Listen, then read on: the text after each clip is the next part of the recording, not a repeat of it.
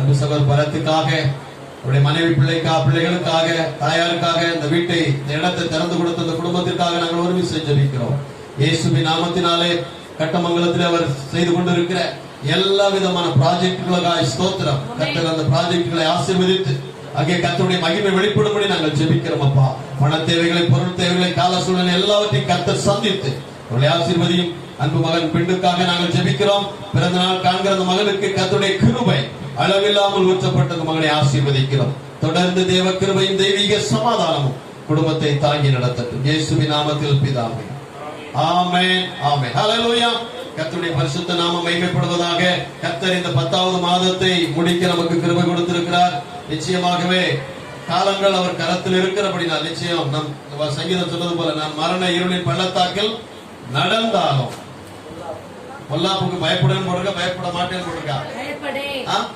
ஆனால் அரசாங்கத்தினுடைய ஒரு சட்டத்திட்டங்கள் உட்பட்டு நாமும் கொஞ்சம் பிரிகாப்ஷன், ஞானமாய் நடக்க வேண்டும். கர்த்தர் நமக்கு ஓய்வு கொடுத்திருக்கிறார். சில அப்படின்னாலும் எலியாவை கொஞ்சம் ஒளிஞ்சிருப்பான்னு, ஏன் நான் ஒளியணும் அப்படின்னு சொல்லி இருந்திருக்கலாம். சில நேரத்துல வருகிற சட்டங்கள் எல்லாமே தேவனால் உண்டாக்கப்பட்டு இருக்கிறதுனால பிரிகாப்ஷன் ரொம்ப முக்கியமானது. ஆகவே நல்ல முகக்கவசங்களை அணிந்து வெளியே போகும் பொழுதும் முகக்கவசங்களை அணிந்து போக பயப்படாது. வந்து நல்ல சானிடைசர் இருந்தா சானிடைசரை போட்டு நல்ல கைகளை சுத்தம் பண்ணுங்க. இது நல்ல ஒரு காரியம். ஆகவே அந்த காரியத்தை கர்த்தர் நமக்கு நிறைவேற்றி இந்த நாட்களிலும் நம்முடைய மத்தியிலே நம்முடைய அழைப்பை கேட்டு அன்பு சகோதரர் அமுதன் அவர்கள், ஏற்கனவே எத்தனை பேருக்கு தெரியும், கொஞ்சம் பேருக்கு தெரியுமோ, எல்லாருக்கும் தெரியும் நினைக்கிறேன். ஒரு சில புதிய நபர்கள், அவர்களை நான் அறிமுகப்படுத்துவதில் மிக்க மகிழ்ச்சி அடைகிறேன். ஏன்னா இந்த ஊழியத்தை குறித்து அவர்கள் இதுல பார்வையாளராக இல்லாமல் இந்த ஊழியத்தில் அவர்களும் ஒரு பங்காளர்.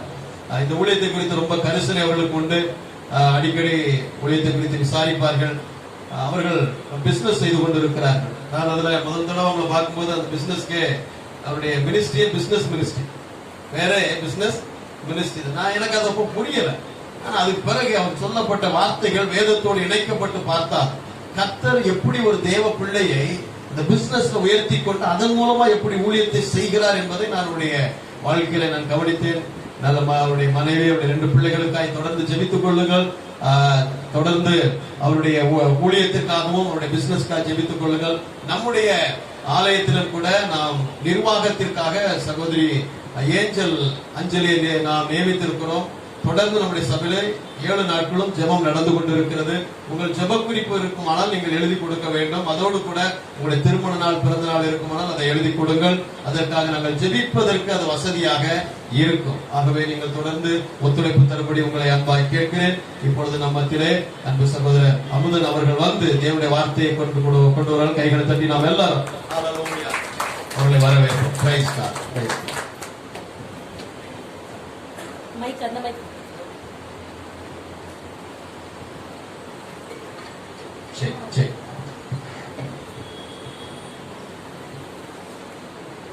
Praise the Lord. Praise the Lord. Thank you Jesus. கர்த்தருக்கு ஸ்தோத்திரம். ஒரு சின்ன ஜெபம் பண்ணணும். Thank you Jesus. Thank you Lord. அப்பா, உமக்கு ஸ்தோத்திரம். இந்த நாளில் கூட அந்த வார்த்தையை கொடுக்கும்படியாக என்னை காலையில் எழுப்பி ஒரு புதிய ஜீவனை கொடுத்து, புதிய ஆவியை கொடுத்து இந்த நாளில் ஆசீர்வாத நாளாக மாற்றி, அப்பா இந்த நாளில் நடக்கக்கூடிய அத்தனை காரியங்கள் எல்லாருக்கும் உள்ள அனைவருக்கும், அப்பா அவருடைய பிள்ளைகள் அனைவருக்கும், எனக்கு கூட அப்பா எல்லா விதத்திலும் ஆவி, ஆத்மா, சரீரம், குடும்பம், பொருளாதாரம், தொழில், வேலைகள் எல்லா விதத்திலும் ஆசீர்வாத நாளாக மாற்றி இந்த நாளாக கொடுத்திருக்கிறேன். இந்த நாளிலும் கூட நான் பேசக்கூடிய வார்த்தைகள் எல்லாம் உங்களுடைய வார்த்தைகள். நாளில் எனக்குள் இருக்கிற ஆவியானவர் கிறிஸ்து இயேசு ஆவியானவர் மூலமாக பேச போகிறார். நான் பேசுவது அப்பா எல்லாம் உங்களுடைய வார்த்தை. அப்பா என்னை மகிமைப்படுத்தவோ இல்லை என்னுடைய நாமத்தை மகிமைப்படுத்தவோ அல்ல, மாறாக உங்களுடைய நாமம் மட்டுமே மகிமைப்படும்படியாக இந்த நேரத்தில் கூட வார்த்தையின் வாயிலிருந்து புறப்படும்படியாக இயேசுவின் மூலம் ஜெபித்து ஒப்பு கொடுக்கிறேன். நல்ல பிதாவே, ஆமென். Praise the Lord. கர்த்தருக்குள் மனமகிழ்ச்சியாயிரு, அவர் உங்களுடைய இருதயத்தின் வேண்டுதல்களை நிறைவேற்றுவார். சங்கீதம் சொல்லுது, கர்த்தருக்குள் மனமகிழ்ச்சியாயிரு, அவர் உங்களுடைய இருதயத்தின் வேண்டுதல்களை நிறைவேற்றுவார். அதாவது சந்தோஷமோ, கஷ்டமோ, துக்கமோ, வருத்தமோ, எந்த விதமான நிலையில் இருந்தாலும் கர்த்தருக்குள், the joy of the Lord is my strength. அதாவது கர்த்தருடைய மன மகிழ்ச்சி, எனக்கு அது பலன். கர்த்தருடைய ஆசீர்வாதமே எனக்கு பலன். கர்த்தருடைய மன மகிழ்ச்சியே எனக்கு பலன். கர்த்தருக்கு the joy of the Lord is my strength. அதாவது பலவீனன் பலவான் என்று சொல்லுவான் என்று சொல்லியிருக்கிறார். அதாவது let the weak say that I am strong, let the poor say that I am rich. அதாவது எளியவன் தன்னை ஐஸ்வர்யவான் என்று சொல்ல வேண்டும் என்று சொல்லி இருக்கிறது. எப்பவுமே ஏழையா இருக்கும் சொல்லிட்டு ஐயோ எனக்கு இல்லைன்னு சொல்லாம ஏழை ஐஸ்வர்யவான் என்று சொல்லி இருக்கிறது. அதே மாதிரி பலவீனன் வீக், இங்கிலீஷ்ல வீக், பலவீனன் தன்னை பலவான் என்று சொல்லும்படி வார்த்தை சொல்லுகிறது. நான் பலன் உள்ளவன். இன்னைக்கு வியாதி இருக்கலாம், இன்னைக்கு வறுமை இருக்கலாம், இன்னைக்கு எல்லா விதமான கஷ்டங்கள் எல்லாமே இருக்கலாம். ஆனா நம்ம என்ன சொல்ல வேண்டிய வார்த்தை பலவீனன் அல்ல, பலவான். I am strong in my Lord Jesus Christ. அதாவது நம்ம கிறிஸ்துவுக்குள் நான் யார் அப்படின்னு நம்ம தெரிஞ்சிட்டோம்னா, கர்த்தருக்குள் நான் யார், கிறிஸ்துவுக்குள் நான் யார் அப்படின்னு நம்ம தெரிஞ்சிட்டோம்னா, நாம் பலவீனர் அல்ல, எப்பொழுதுமே பலவான். சரி, இந்த காலகட்டத்துல இந்த நேரத்துல நம்ம பலவிதமான கஷ்டங்கள், பலவிதமான ஒரு சூழ்நிலைகளை சந்தித்து வந்திருக்கிறோம். இந்த 6 மாத காலமாக 8 மாத காலமாக என்னோட பிசினஸ்லயும் ஒரு 2 மாசம் எனக்கு கொஞ்சம் ஸ்ட்ரகிள் இருந்தது. பட் அதுல இருந்தெல்லாம் இப்ப வெளியில வந்துட்டோம். இந்த 6 மாத காலமாக இன்னமும் எத்தனை பேர் நம்ம தேவ பிள்ளைகள், வராத தேவ பிள்ளைகள், ஆலயத்துக்கு வராத தேவ பிள்ளைகளோட வாழ்க்கையில எவ்வளவு கஷ்டம். ஃபார் எக்ஸாம்பிள், உங்க பாஸ்டரே இதுல படுத்துட்டாரு, கொரோனால படுத்துட்டாரு. ஆமா, படுத்து அவருக்கு ரொம்ப ஸ்ட்ரகிள் பண்ணாரு. படுத்தப்ப நானும் போன் பண்ணி எப்படி இருக்கீங்க, என்ன ஆச்சு அப்படிங்கல. உடனே நம்ம என்ன நினைப்போம்னு கேட்டீங்கன்னா, ஃபர்ஸ்ட் என்னன்னா, ஒரு தேவ வார்த்தையை சொல்ற மனுஷன், இப்படி ஒரு ஆலயத்துல தேவ மனுஷன், அப்படி ஒரு வைராக்கியத்துல மனுஷன், இவருக்கு ஏன் கொரோனா வந்துச்சு? ஃபர்ஸ்ட் கேள்வி வருமா வராது? அதாவது தேவ மனுஷனா இருக்கிறதுனால உங்களுக்கு எதுவும் வராதுன்னு எதுவுமே வேதத்துல சொல்லப்படல. எந்தவித கஷ்டமும் வராது அப்படின்னு வேதத்துல சொல்லப்படல. எங்கேயுமே அது சொல்லப்படல. இதெல்லாம் எப்படின்னா நாமளா வர வச்சுக்கிறது தான். ஆனா அதுக்காக நான் ஒரு பாஸ்டர் அவர் போய் கொரோனா கொண்டு வந்துட்டாரு நான் சொல்ல வரல. எப்படி தெரிந்தோ தெரியாமலோ, ஃபார் எக்ஸாம்பிள் எனக்கு தெரியல, ஒரு கொரோனா டைம்ல வீடு வீடா அவர் போய் ஜெபம் பண்ணிருக்கலாம், வீடு வீடா நிறைய விசுவாசிகளை பார்த்து என்கரேஜ் பண்ணிருக்கலாம். ஆனா அவர் நல்ல மனசோட தான் போனாரு. ஆனா அந்த சூழ்நிலை உண்மை என்னன்னு கேட்டீங்கன்னா, சூழ்நிலை கொரோனா பரவிட்டு இருக்கு. சரியா? சொன்னாங்க கவர்மெண்டோட ரெஸ்ட்ரிக்ஷன்ஸ் இதெல்லாம் கொடுக்குறாங்கன்னா சில இது பிசினஸா பண்றாங்க, அது வேற விஷயம், அதெல்லாம் வேண்டாம், அதுக்குள்ள போக வேண்டாம். ஆனா கொரோனா பரவிட்டு இருந்தது உண்மை. ஆனால் நம்மளே அறியாமல் எங்கோ ஒரு இடத்துல போய் அது வந்திருக்கலாம். ஆனா அது உடனே என்ன பண்ணுறப்பா ஆண்டவருக்காக ஜெபம் பண்ண போனேன், ஏன் கொரோனா வந்துருச்சு அப்படின்னு சொல்லக்கூடாது. எதையுமே கர்த்தரை கொஸ்டின் பண்றதுக்கு நம்ம ரைட்ஸ் கிடையாது, ஆண்டவரை கொஸ்டின் பண்றதுக்கு நம்ம ரைட்ஸ் கிடையாது. ஆனால் இந்த கொரோனாவில இருந்து மீண்டு வந்தாரு பாருங்க. அந்த கொரோனால இருந்து எத்தனையோ பேர் உயிரை இழந்தோம். நீங்க சொல்லலாம், ஒரு அபிசுவாசி கூட மீண்டு வந்திருக்கானே அப்படின்னு சொல்லலாம். கண்டிப்பா கர்த்தருடைய கிருபை நல்லவர் மேலும் இருக்கும், கெட்டவர் மேலும் இருக்கும். பிள்ளைகள் மேலும் தான் இருக்கும் கிடையாது. ஆனா வித்தியாசம் இருக்கு. எப்படின்னு கேட்டீங்கன்னா, யூ ஹேவ் ஸ்பெஷல் கிரேஸ். விசேஷித்த கிருபைங்கிறது பிள்ளைகளுக்கு மட்டும்தான். ஆனா பொதுவான கிருபை, 2 விதமான கிருபை இருக்கு. விசேஷித்த கிருபை, பொதுவான கிருபை. பொதுவான கிருபைங்கிறது நல்லோர் மேலும் மழை பெய்யும், வெயில் அடிக்கும், எல்லாம் இருக்கும். கெட்டவர்கள் மேலும் வெயில் அடிக்கும், மழை பெய்யும், எல்லாம் இருக்கும், எல்லா நன்மைகளும் அவங்களுக்கு இருக்கும். ஆனால் என்ன வித்தியாசம் கேட்டீங்கன்னா, நம்ம கர்த்தருடைய வார்த்தையில உள்ள போய் நம்ம ஆராய்ச்சி நம்ம ரெகுலரா அவரோட இதுல இருக்கும் பொழுது நம்ம இந்த எல்லா விதமான சூழ்நிலைகளையும் மேற்கொள்ளக்கூடிய வல்லமை இருந்துச்சு. கொரோனா வந்தது தப்பு கிடையாது, தப்பு இல்ல. அது அவரால் ஏதோ ஒரு வகையில வந்துருச்சு, அவரால கிடையாது, ஏதோ ஒரு வகையில அவரையும் அறியாம வந்துருச்சு. ஆனா அவங்க குடும்பத்துல யாரும் வாங்க நெகட்டிவ் பாருங்க, அதை பாருங்க. நம்ம என்ன பார்ப்போம், இப்ப என்னோட ஒரு எக்ஸாம்பிள் சொல்றேன். ஒரு 90% நல்ல குணங்கள் இருக்குன்னு வச்சுக்கோங்க, 99% வச்சுக்கோங்க ஒரு நல்ல குணங்கள் இருக்கு. ஆனா ஒரே ஒரு கெட்ட பழக்கம் இப்ப நீங்க பாக்குறீங்க, ஒரே ஒரு கெட்ட விஷயம் என்ன பாத்தீங்கன்னா 99 நல்ல விஷயமும் போயிடும். ஆனா அந்த ஒரு கெட்ட விஷயம் மட்டும் தான் உங்க கண்ணில் போடும். சரியா? அப்ப எத்தனை பேர் ஒத்துக்கிறீங்க? பெருசா இப்ப மாஸ்டர் இருக்காரு, நல்ல விஷயங்கள் நிறைய பண்றாரு. நிறைய பண்றப்ப ஒரு எக்ஸாம்பிள் சிஸ்டர் கூட சொன்னாங்க, ஐயோ அந்த இதுல வியாதியில அவர் எரிச்சலா இருக்காரு அப்படின்னாங்க. சிஸ்டர் கொஞ்சம் ப்ரேயர் பண்ணிக்கோங்க பிரதர் அப்படின்னாங்க. அப்ப அந்த நேரத்துல சிஸ்டர் தப்பா எடுத்துக்காதீங்க. சிஸ்டருக்கு என்ன ஆச்சு, என்னடா இப்படிப்பட்ட ஒரு தேவ மனுஷன், ஆமா இவங்கள எரிச்சல் படுறாரு, பிள்ளைங்க மேல எரிச்சல் படுறாரு, என் மேல எரிச்சல் படுறாரு. அந்த சூழ்நிலையில மனுஷனோட நிலைமை மாம்சம் வேலை செய்யும். ஆனா அந்த மாம்சத்தை மேற்கொண்டு ஆவியான மேற்கொண்டிருப்பார், அவர் மேற்கொண்டிருப்பார். பட் அந்த நீங்க ஒண்ணு மட்டும் ஞாபகம் வச்சுக்கோங்க, தேவனுடைய பிள்ளையாக இருந்தால் நீங்க பாவம் பண்ண மாட்டீங்க, எரிச்சல் அடைய மாட்டீங்க, பொறாமை அடைய மாட்டீங்க, போட்டியா நினைக்க மாட்டீங்க, ஆமா மற்றவங்க மேல கோவப்பட மாட்டீங்க. எல்லாம் கிடையாது, எல்லாம் இருக்கும். அதெல்லாம் இல்லைன்னா சொரண கட்டமோன்னு அர்த்தம். அதெல்லாம் இல்லைன்னா சொரணையே இல்லைன்னு அர்த்தம். ஆமா. ஆனால் ஏன்னா நம்ம இயேசு கிறிஸ்துவே கோபப்பட்டிருக்காரு. ஆனா எந்த இடத்துல கோபப்பட்டாருன்னா, அந்த என் வீடு ஜெப வீடு என்று சொல்லப்பட்டிருக்க கல்லர் குகையாக்காதீங்கன்னு சொல்லி கோபப்பட்டாரு. அதனால பவுல் அப்போஸ்தலர் என்ன சொல்றாரு, கோபம் வந்தாலும் பாவம் செய்யாதே. கோபம் வராம இருக்க கூடாது. இந்த சொசைட்டியை பார்த்து நமக்கு கோபம் வரும், லஞ்ச ஊழல்களை பார்த்து கோபம் வரலாம், அநியாயங்கள் அக்கிரமங்களை பார்த்து கோபம் வரணும். அப்படி வரலன்னா உங்களுக்கு சொரணையே இல்லைன்னு அர்த்தம். இப்ப எங்க வீட்டுல எனக்கு என் ஒய்ஃபுக்கு சண்டை வந்துகிட்டே தான் இருக்கும். அதெல்லாம் அப்ப அவன் சத்தம் போடுவான், நான் சும்மா அதெல்லாம் சொரணை கட்டவேன்னு அர்த்தம். ஒரு 4 வார்த்தை பேசதான் செய்வான். ஆனா என்ன, ஆனா எங்களுக்குள்ள அந்த சமாதான பரிமாற்றம், சண்டை வந்தாலும் சமாதான பரிமாற்றம் இருக்கும். அதனால கிறிஸ்தவ குடும்பங்கள் எல்லாம் சமாதானமா இருக்குன்னு நினைக்கிறது மகா தப்பு. சொல்ல போனா கிறிஸ்தவ குடும்பங்கள்ல தான் அதிக சண்டைகள் வருது. சொல்ல போனா கிறிஸ்தவ குடும்பங்கள்ல தான் அதிக சண்டை வருது, அதிக டைவர்சஸ் வருது. நிறைய பாத்தீங்கன்னா அப்படிதான் வருது. ஆனா கடவுள் என்ன சொல்லியிருக்காரு, இந்த உலகத்திற்கு உப்பாகவும் ஒளியாகவும் இருங்கள் சொல்லியிருக்காரு. இந்த உலகத்திற்கு ஒளியாகவும் உப்பாகவும். சண்டை வந்தா வீட்டுக்குள்ளே வச்சுக்கணும், வெளியில எக்ஸ்போஸ் பண்ணிடக்கூடாது. சண்டை வந்தா வீட்டுக்குள்ளே வச்சுக்கணும். அதை எப்படி சரி பண்ணணும்னு பார்க்கணும். ஏதான் ஏன் எக்ஸாம்பிள் சொல்றேன்னா, நம்ம இன்னைக்கு பார்க்க போற ஒரு பகுதி பாத்தீங்கன்னா, வேதம் கர்த்தருக்குள்ள ஒரு நல்ல ஒரு வைராக்கியம் உள்ளவன் எப்படி கர்த்தரிடத்திலிருந்து இல்லாட்டி, that is when you are not putting the trust in God, அதாவது கர்த்தருக்குள்ள விசுவாசத்தை வைக்காமல் விசுவாசத்தில் நல்லா வளர்ந்துட்டு இருக்கிறவன், நல்ல ஆண்டவரை மட்டுமே பற்றி கொள்ளுகிறவன் தடுமாறுவான். சில நேரத்தில் டிசிஷன் தானா எடுக்கும் பொழுது எப்படி தடுமாறும், ஃபெயிலியர்ஸ் வரும், தோல்விகளை சந்திக்கிறான் அப்படிங்கிறத பார்க்கணும்.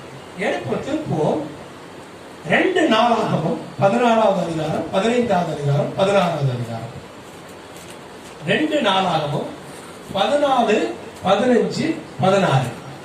இந்த ஸ்டோரி என்னன்னு கேட்டீங்கன்னா, ஆசா ராஜாவுடைய கதை. கிங் ஏசா, இங்கிலீஷ்ல கிங் ஏசா. ஆசா ராஜாவுடைய கதையில பாத்தீங்கன்னா, இவரோட அப்பா அபியா எல்லாமே இந்த நாளாகம புத்தகம் எல்லாமே பாத்தீங்கன்னா யூத ராஜ்யத்தை பத்தி உள்ள அத்தனை புத்தகங்களும் யூத ராஜாக்களை மட்டும்தான் சொல்லி இருக்கு. நமக்கு இஸ்ரவேல் ராஜாக்களை பத்தி அதுக்கு முன்னாடி ஒரு கான்டெக்ஸ்ட் பார்ப்போம், அதோட பின்னணியை பார்ப்போம். இந்த என்ன பிரதர், இந்த யூத ராஜ்யம்னா என்ன, இஸ்ரவேல் ராஜ்யம்னா என்ன அப்படிங்கிறத நிறைய பேருக்கு குழப்பங்கள் இருக்கும். எத்தனை பேருக்கு குழப்பங்கள் இருக்கு, ஆனா எத்தனை பேருக்கு ஒரு கிளாரிட்டி இருக்கு. யூத ராஜ்யம் நம்ம யூதர்கள்னு சொல்றோம், ஆனா ஆண்டவர் என்ன சொல்றாரு, இஸ்ரவேல்னு சொல்றாரு, யூதான்னு சொல்றாரு. இது என்னது, ரெண்டுமே ஆண்டவரோட பிள்ளைகள் தானா, ரெண்டுமே இதுதானா, என்ன ஒரே குழப்பமா இருக்கு, இருக்கா இல்லையா? யூத ராஜ்யம். இப்ப ராஜாக்கள் புத்தகத்தை எடுத்துட்டீங்கன்னா, அதாவது இஸ்ரவேல் இந்த ராஜா யெரொபெயாமின் 15ஆம் வருடத்திலே, இஸ்ரவேல் ராஜா யெரொபெயாமின் 15ஆம் வருடத்திலே இந்த யூதாவின் ராஜாவானான் அப்படின்னு இருக்கும். அதே மாதிரி அப்படியே சீக்வன்ஸா வந்துட்டே இருக்கும் அந்த ராஜாக்கள் புத்தகத்துல. ஒரே குழப்பமா இருக்கும் உங்களுக்கு, என்னடா இத்தனாவது வருஷத்துல யூதா ராஜா வந்திருக்காங்களாம், யூதாவோட ராஜாவோட இத்தனாவது வருஷத்துல இஸ்ரவேல் ராஜா வந்திருக்காங்களாம். இந்த இஸ்ரவேல்னா என்ன, யூதான்னா என்ன, அது முதல்ல புரிஞ்சுக்கணும். இஸ்ரவேல்ங்கிறது உங்களுக்கு நல்லா தெரியும். இது பெயர் மாற்றப்பட்ட யாக்கோபின் பெயர். ரைட்டா? இனிமே யாக்கோபுனா என்னன்னு தெரியுமா முதல்ல உங்களுக்கு? ஜேக்கப்.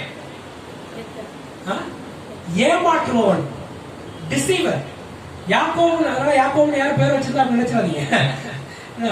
யாக்கோபு ஏன்னா அவன் பண்ணது பூரா ஏமாத்துறது தான். ஆசீர்வாதத்தை ஏமாத்தி வாங்கினா, நிறைய ஏமாற்று எத்தனை சொல்லுவாங்க. யாக்கோபு அப்படின்னாவே ஏமாற்று பேர் வழி. அப்பதான் என்ன சொன்னாரு, அந்த பேர் இருந்த வரைக்கும் அவன் வாழ்க்கையில ஆண்டவர் கூடவே இருந்தார். ஏமாற்று பேர் வழியா இருந்தா கூட ஆண்டவர் அவனை தான் செலக்ட் பண்ணி அவன் கூடவே இருந்து அவனோட வழிகள் எல்லாம் வாய்க்க பண்ணார். ஏதோ எவ்வளவோ கதிர் வந்தாலும் ஏதோ அவன் ஏமாத்தி வந்தா கூட அதையும் வந்து ஆண்டவர் பயன்படுத்திக்கிட்டார். அதுக்காக நீங்களும் போய் நாளைக்கு ஏமாத்தி ஆண்டவர் நம்மளை பயன்படுத்துவான்னு சொல்லி எதுவும் பண்ணிடக்கூடாது. நான் தப்பா சொல்லல, நான் என்ன சொல்ல வரேன்னு தெரிஞ்சுக்கோங்க. சோ அதனால யாக்கோபுங்கிறத இனிமே உன் பேர் யாக்கோபு இல்ல, நீங்க படிச்சு பாருங்க. அதுக்குள்ள போக விரும்பல, நம்ம மெயின் தீவுக்கு வர முடியாது. யாக்கோபு வந்து இஸ்ரவேல் பேரை பார்க்கிறாரு. இஸ்ரவேல் யாக்கோபுல இருந்து அவனுக்கு 2 மனைவிகள், 2 கான்குபைன்ஸ், அதாவது அந்த மறுமனையாட்சிகள். அதெல்லாம் அவங்க மனைவிகளே கொடுத்தது. அந்த கதைகள்லாம் நீங்க போய் படிச்சு பாருங்க. சோ 4 மனைவிகளுக்கு பிறந்த குழந்தைகள் 12 கோத்திரங்கள், 12 பிள்ளைகள். அந்த 12 பிள்ளைகள் வந்த கோத்திரங்கள் தான் இஸ்ரவேல் மக்கள். 12 கோத்திரங்களே இப்ப நான் இருக்கேன், எனக்கு அப்புறம் என் பிள்ளைல இருந்து அந்த பிள்ளை அப்படி பிரிஞ்சு எனக்கு முன்னாடி சந்ததிகள் பிரிச்சு பார்த்தா எங்க இருக்குங்கிறதே தெரியாது. என்ன? சோ அது மாதிரி அந்த கோத்திரத்துல தான். ஆனா பாருங்க, டெக்னாலஜி இல்லாதப்பவே வந்து அந்த நம்ம பைபிளோட பெரிய ஸ்பெஷாலிட்டி அதை பாருங்க. டெக்னாலஜியே கிடையாது, எந்த விதமான ஒரு இன்ஃபர்மேஷன் கிடையாது. ஆனா கோத்திரங்களை பக்காவா, அதுல நிறைய கோத்திரங்கள் மிஸ் ஆயிருக்கு. ஆனா கோத்திரங்கள் எவ்வளவு கோத்திரங்களை அந்த சந்ததியார் எழுதி வச்சுக்கலாம். ஆண்டவரோட மகிமை உங்களால சொல்ல முடியுமாங்க? உங்க கோத்திரத்தை சொல்ல முடியுமா? உங்களால சொல்ல முடியுமா? கோத்திரமே என்னன்னு தெரியும். எனக்கு ஜாதியே மறந்து போச்சு. ஜாதி, அது ஜாதியோட தேவையில்லை, அது வேற விஷயம். எங்க ஜாதியே மறந்து. ஒரு எக்ஸாம்பிள் சொல்றேன். எங்க தாத்தாவை மட்டும்தான் தெரியும். அவரு நான் இருக்கும் போது இல்ல, அவர் செத்து போட்டார். போட்டோல கூட இவர் தானே அவர் தாத்தாமாங்க, அவர் மாதிரியே நான் இருக்கேன்பாங்க. அவ்வளவுதான் தெரியும். எங்க தாத்தா, அதுல தாத்தாவுக்கு தாத்தா யாரு, எங்க தாத்தாவோட அப்பா யாரு, யாரும் எனக்கு தெரியாது. ஆனா வேதத்துல பாத்தீங்கன்னா அத்தனை கோத்திரங்களையும் கடைசி இயேசு கிறிஸ்து வரைக்கும் இந்த கோத்திரங்களை போட்டு வச்சிருக்காங்க. அதனாலதான் உலகத்துல இது வேதாகமம் என்று எல்லோருவாலும் அக்செப்ட் பண்ணப்படுகிறது. ஏன்னா இதோட ஏன் நம்ம ஆண்டோட வார்த்தை, எவ்வளவோ மதங்கள் இருக்குது உலகத்துல. ரிக்வேதம், யஜுர்வேதம், குரான், நிறைய பல மதங்கள் இருக்கிறது. ஆனா ஏன் வந்து நம்ம இன்னும் வந்து பரிசுத்த வேதாகமத்தை ஆண்டோட வார்த்தை இன்னும் நம்பணும்? அதுக்கு ப்ரூஃப் என்னன்னு கேட்டீங்கன்னா, எத்தனையோ ஆண்டுகளுக்கு முன்னாடி எழுதப்பட்டது இன்னும் மறையவில்லை. ஒண்ணு. ரெண்டாவது, கிட்டத்தட்ட 90 to 95% people அக்செப்ட் பண்ணப்பட்டாச்சு. இன்னும் மறையாம இது அழிஞ்சு போயிடும் சொல்லிட்டு இருந்தாங்க. ஆனா அழியவே இல்லை. அது சொல்ல அந்த வார்த்தை பரவிக்கிட்டே தான் இருக்க ஒழிய ஆனா குறையவே இல்லை. அதனால என்ன பரிசுத்த வேதாகமம் ஆண்டோடைய வார்த்தை.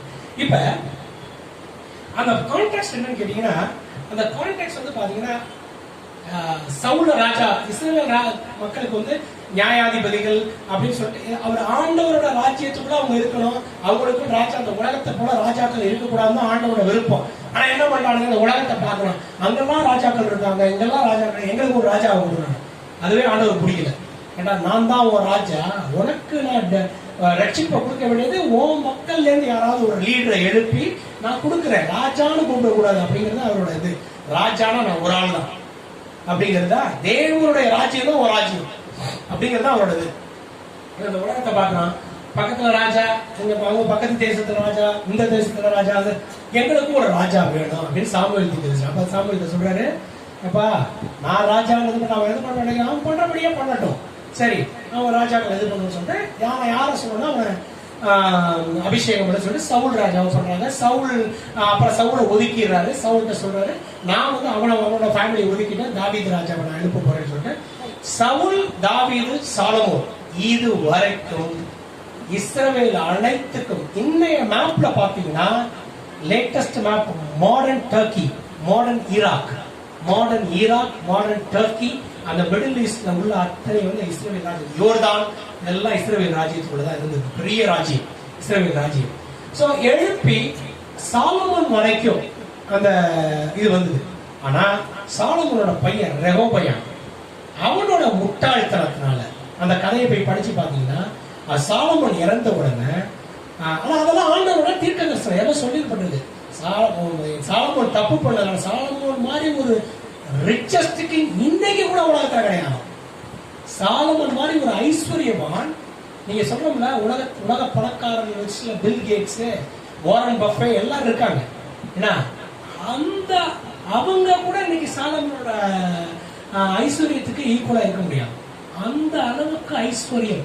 இன்னைக்கு சாலமோனோட ஐஸ்வர்யத்தை வந்து கணக்கு பண்ணுனா கோடான கோடி, லட்சக்கணக்கான கோடிகள் அவனோட ஐஸ்வர்யமா அப்படிப்பட்ட. ஆனா அவன் அதை கேட்கல, ஞானத்தையும் அறிவையும் கேட்டாரு. ஆனா ஞானத்தையும் அறிவோடு சேர்த்து அவன் கேட்காததையும் சேர்த்து கொடுத்துட்டாரு ஆண்டவர்.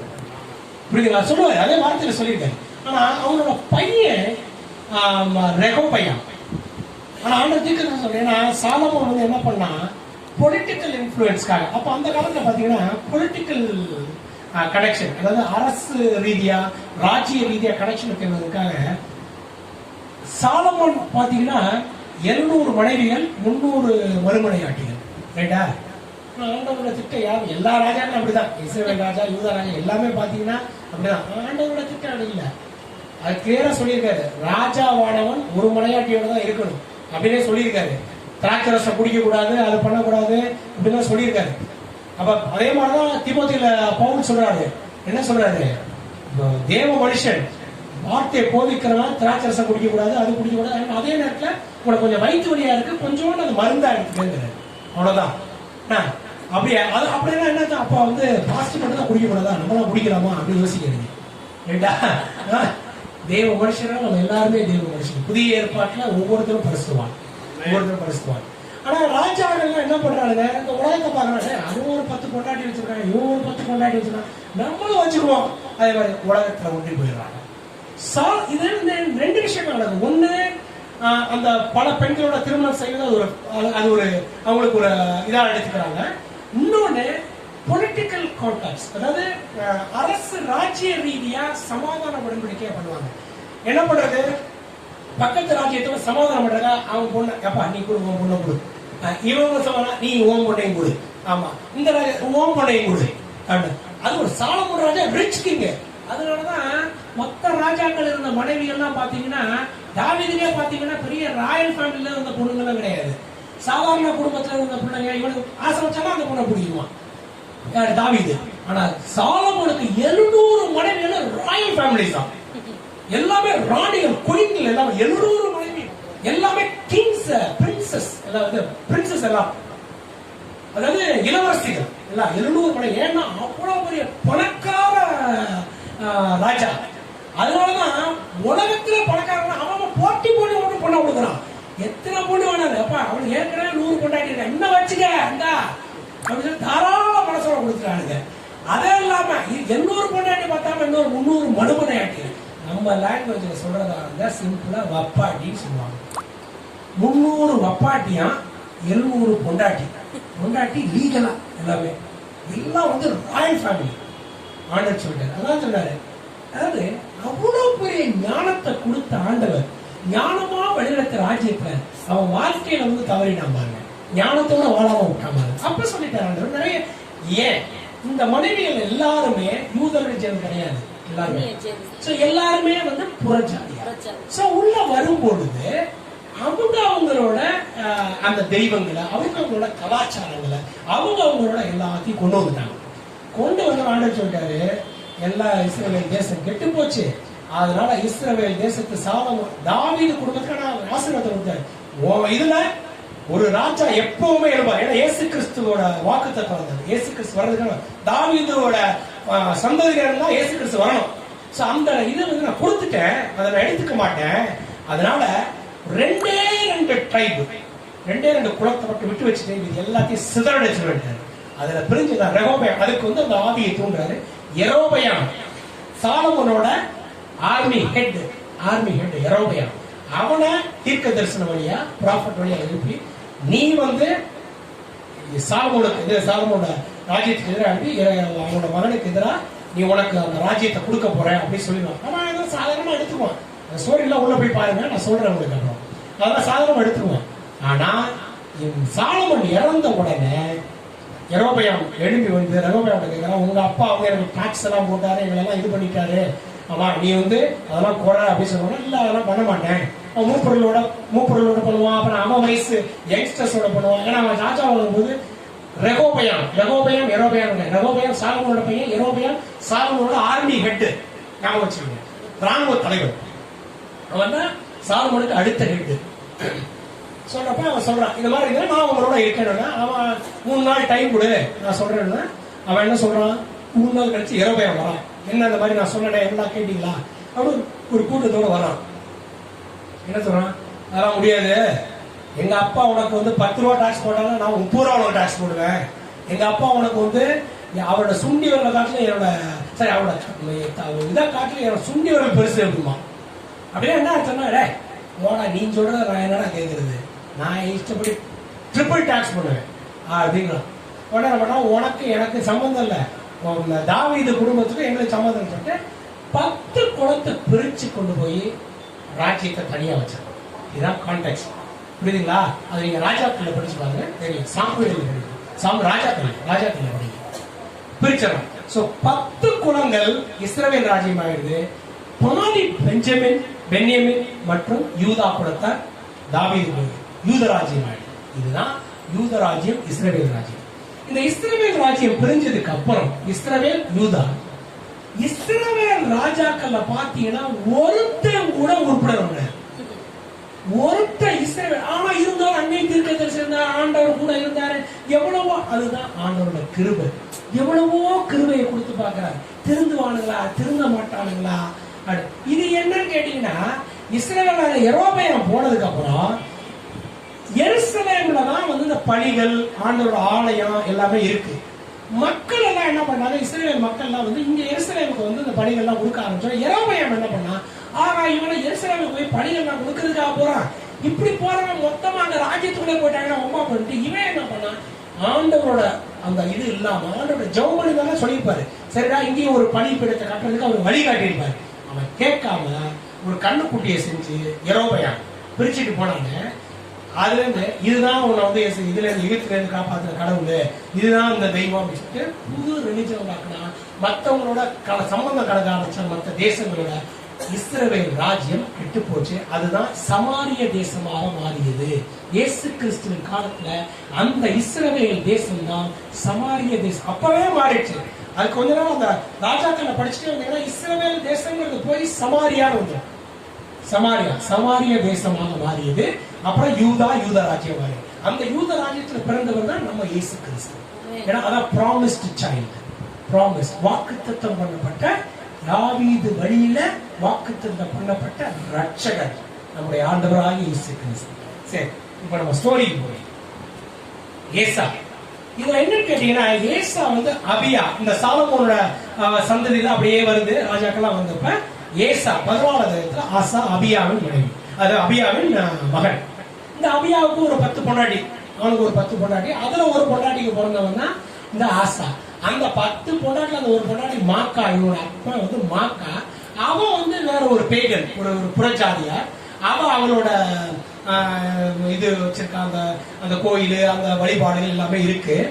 இந்த ஸ்டோரியை படிச்சுட்டு வந்தீங்கன்னா, ஏசா வந்த உடனே அவங்க அப்பா மாதிரி, அவங்க அப்பாவும் நல்ல ஆண்டவருக்கு நல்ல ஆண்டவருக்கு கண் பார்வைக்கு நல்ல ஒரு காரியத்தை பண்ணான், நல்ல ஆண்டவருக்காக தன்னுடைய வாழ்க்கை ஒப்பு கொடுத்தான். அவன் இறந்ததுக்கு அப்புறம் ஏசா வரான்.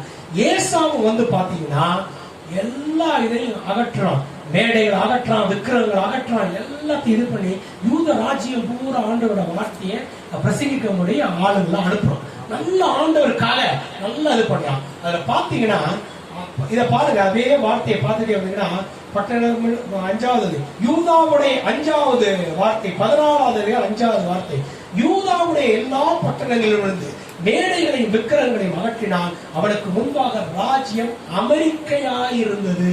அப்படின்னு அர்த்தம். அமைதியா இருந்துச்சா. யுத்தம் கிடையாது, எதுவும் கிடையாது, ஒண்ணுமே கிடையாது, எதுவுமே கிடையாது, அமெரிக்கையா இருந்தது. அப்படியே படிச்சுட்டே போனீங்கன்னா இந்த ஃபுல்லா நீங்க வீட்டுல போய் படிங்க, தயவு செஞ்சு நான் ரெக்வஸ்ட் பண்றேன், ஃபுல்லா நீங்க படிச்சுட்டே போங்க. அந்த 3 14 15 16 இந்த 3 அதிகாரத்தையும் பாருங்க. அதுல நான் இன்னைக்கு சொல்ல போற காரியத்தை பேஸ் பண்ணி நீங்க படிச்சீங்கன்னா நல்லா புரியும். அப்படியே நீங்க படிச்சுட்டே போனீங்கன்னா 8வது வசனம் 14வது 8 யூதாவில் பரிசையும் ஈட்டியும் பிடிக்கிற 3 லட்சம் பேரும். பென்யமீன், யூதாவும் பென்யமீன் தான் அவங்களோட ராஜ்யம். பாதி பென்யமீன் கோத்திரமும் யூதா ராஜ்யத்துல அதுவே ஓரளவுக்கு நல்ல பாருங்க. 3 லட்சம் பேர் பரிசையும் ஈட்டியும் பிடிக்கிற அப்படின்னா என்ன? இன்னைக்குள்ள ராணுவ இறங்கி கட்டு ஏவுக்கண அப்படின்னு சொல்றோம்ல, அன்னைக்குள்ள டெக்னாலஜி அதுதான். பரிசையும் ஈட்டியும் அன்னைக்குள்ள டெக்னாலஜி பிடிக்கிறவங்க 3 லட்சம் பேரா.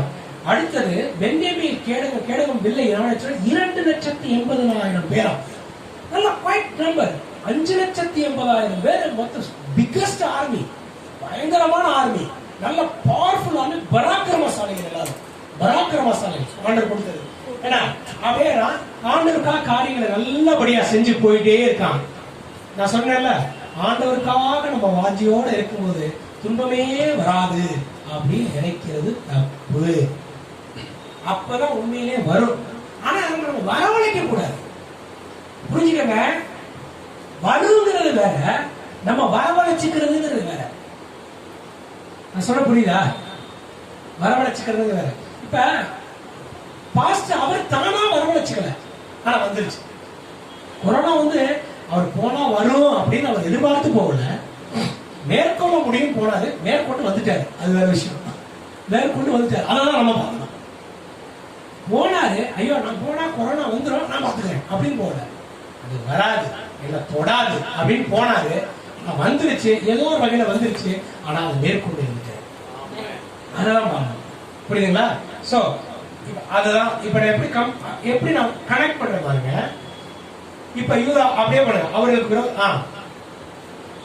பராக்கிரமசாலி பாருங்க. அந்த 8வது வசனம் கடைசி இது பாருங்க. இவர்கள் எல்லாரும் பராக்கிரமசாலிகள், பயங்கர பவர்ஃபுல் பீப்புளா. அந்த ஆர்மி எதிர்த்து போனா எவனும் ஒண்ணும் பண்ண முடியாது. அப்ப ஏசாவுக்கு எப்படி இருக்கப்பா, 5,80,000 பேர் இருக்கான். எவன் வந்தாலும் எல்லாம் பயங்கர பவர்ஃபுல், எவன் வந்தாலும் ஒழிச்சிடலாம் அப்படின்னு வச்சுக்க. அடுத்த வசனம் பாருங்க. அவர்களுக்கு விரோதமாக எத்தியோப்பியனாகிய சேரா 10 லட்சம் பேர்கள் சேர்ந்த சேனையோடும் 300 ரதங்களோடும் புறப்பட்டு மரேசா மட்டும் வந்தான். பாருங்க, 10 வருடம் அமெரிக்கையா இருந்தது. எந்த தப்பும் பண்ணல, எந்த பாவமும் சொல்லப்படல. அவங்க செஞ்சிருக்கான்னு சொன்னாங்க. இதுல வாசிச்சீங்கன்னா அப்ப எந்த பாவமும் பண்ணல, ஆனால் வந்துச்சு. அதேதான் நம்ம வாழ்க்கை நல்லா போயிட்டு இருந்துச்சு. நல்ல ஃபர்ஸ்ட் கிளாஸ், நல்ல வேலை, நல்ல சம்பளம், நல்ல தொழில், நல்ல வருமானம் எல்லாம் போயிட்டு இருந்துச்சு. ஆனா மொத்தமா கொரோனா எல்லாத்தையும் கீழ் போச்சு. புரியுதுங்களா? அப்ப இந்த கொரோனா வந்தப்ப நம்ம ஆண்டவர் என்ன சொல்ற, அதே வார்த்தை என்ன சொல்லுது இன்னொரு இடத்துல, எந்த சூழ்நிலை வந்தாலும் என் பிள்ளைங்க நான் பார்த்துக்கணும்னு சொல்லியிருக்காரு. ரைட்டா? சில பேர் நினைக்கலாம், இந்த 6 மாத காலத்துல கஷ்டப்பட்டிருக்கலாம், காசு இல்லாம அடைஞ்சிருக்கலாம். ஆனால் உங்களை இவ்வளவு நாள் உயிரோட கொண்டு வந்தாரு பார்த்தீங்களா? இந்த உயிரோட வச்சு இப்ப கொண்டு வந்திருக்காரு ஜீவனோட. இந்த ஜீவனுக்கு அப்புறம் இந்த ஜீவனை வச்சு நீங்க எவ்வளவு நாள் சம்பாதிக்கலாம்? இந்த ஜீவனை கொடுத்ததே ஒரு பெரிய விஷயம். எத்தனையோ பேருக்கு அஃபெக்ட் ஆயிருக்கு. எனக்கு அடிக்கடி தொண்டை கலகரப்பு வந்துட்டே இருந்துச்சு. எனக்கே கொரோனா வந்துட்டு போயிருக்கும்னு நினைக்கிறேன், எனக்கு தெரியல. ஏன்னா ஏசிம்டமேட்டிக் சொல்லுவாங்கல்ல, அடையாளம் இல்லாத. இப்ப கூட பாருங்க, 365 நாள் இருக்கும். போய் டெஸ்ட் பண்ணா ஒரு கொரோனா இருக்கு, தூக்கி போடுவாங்க. ரைட்டா? இப்போ டைபாய்டு வந்தா கூட கொரோனா தான், இது வந்தாலும் கொரோனா தான், எது வந்தாலும் கொரோனா தான். ஏதோ லக்கி ஆண்டவரோட கிருபையில பாஸ்டருக்கு மற்ற எல்லாருக்கும் நெகட்டிவா வந்துருச்சு. அது ஒரு ஆண்டோட கிருபை. புரியுதுங்களா? சோ இவ்வளவு நாள் நமக்கு வாழ்க்கை நல்லா போயிட்டு இருந்தது. ஆனா கொரோனா மொத்தமா பேக் டு ஈவன். சில பேர் 10 வருஷத்துக்கு முன்னாடி போயிட்டாங்க, சில பேர் 50 வருஷத்துக்கு முன்னாடி போயிட்டாங்க, சில பேர் ஃப்ரெஷ்ஷா ஒண்ணுமே இல்லாம ஸ்டார்ட் பண்ற அளவுக்கு ஆயிட்டாங்க. இருந்த சேவிங்ஸ் எல்லாம் போயிடுச்சு, இருந்த அத்தனை இதுவுமே போயிடுச்சு.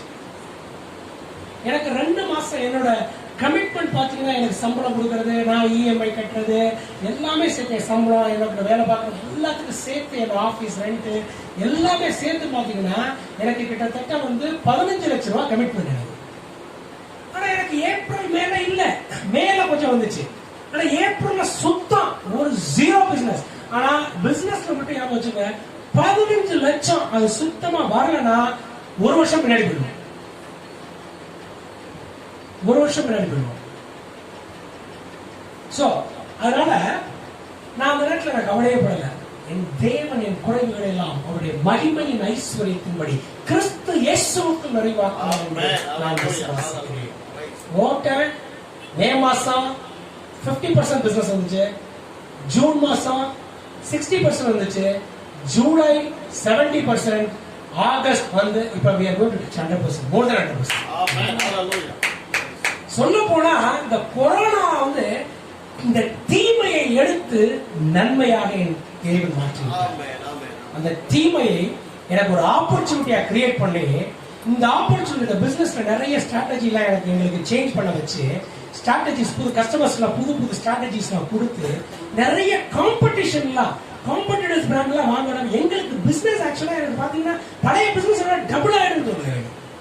பழைய பிசினஸோட இன்னும் 2-3 மாசத்துல டபுள் பிசினஸ் வந்துருமோன்னு தோணுது. விசுவாசம், அப்படிப்பட்ட விசுவாசம். உங்க விசுவாசம் எப்படியோ அது மாதிரி தான் நடக்கும். சோ இங்க பாத்தீங்கன்னா வரோம், 10 லட்சம் பேரோட வரோம். ஆசா என்ன பண்றான் பாருங்க இந்த இடத்துல. 10வது புறப்பட்டான், மரேசாவுக்கு 8வது வருஷம் அவன் வந்துட்டான். 9வது வருஷம் அதனால அப்பொழுது ஆசா அவனுக்கு எதிராக புறப்பட்டான். மரேசாவுக்கு அடுத்த செப்பத்தா என்ற பள்ளத்தாக்கில் யுத்தத்தில் நினைவுகிறார்கள். ஆசா தன் தேவனாகிய கர்த்தரை நோக்கி கூப்பிட்டு, கர்த்தாவே பலம் உள்ளவனாக. ஆசா என்ன பண்றான்? கர்த்தராகிய தேவனை கூப்பிட்டான். அவன் உடனே என்ன பண்ணல, ஓகே நம்ம அடிச்சலாம்டா, நம்ம பண்ணிடலாம்டா, 5,80,000 பேர் இருக்காங்க, ஒட்டானா பண்ணிடலாம். ஃபர்ஸ்ட் வேலை என்ன பண்ணிடலாம்? ஆசா தன் தேவன் எதிர்த்து போயிட்டான். ஆனா ஆசா போய் பேட்டில் ஃபீல்ட்ல போனதுக்கு அப்புறம் ஆசா தன் தேவனாகிய கர்த்தரை கூப்பிட்டு, அது இங்கிலீஷ்ல எப்படி வருது பாருங்க. ஆசா cried out to the Lord, cried out to the Lord. ஆண்டவரை நோக்கி கூப்பிட்டான். cried na literally shouted. cried na அழுகிறது கிடையாது, shouted. ஓ கர்த்தாவே அப்படி சொல்றோம்ல, ஓ ஆண்டவரே அப்படிங்கிறோம்ல, அது மாதிரி cried out to the Lord. ஆசா தன் தேவனாகிய கர்த்தரை நோக்கி கூப்பிட்டு, கர்த்தாவே பலம் உள்ளவனாகிலும் பலனற்றவனாகிலும் உதவி செய்கிறது உமக்கு லேசான காரியம். நல்ல வாக்கியம் பாருங்க. எங்கள் தேவனாகிய கர்த்தாவே எங்களுக்கு துணை நில்லும், உம்மை சார்ந்து உம்முடைய நாமத்தில் ஏராளமான இந்த கூட்டத்திற்கு எதிராக வந்தோ. பாருங்க சொல்றாங்க, உம்முடைய நாமத்தில் இந்த ஏராளமான கூட்டத்திற்கு எதிராக வந்தோம்.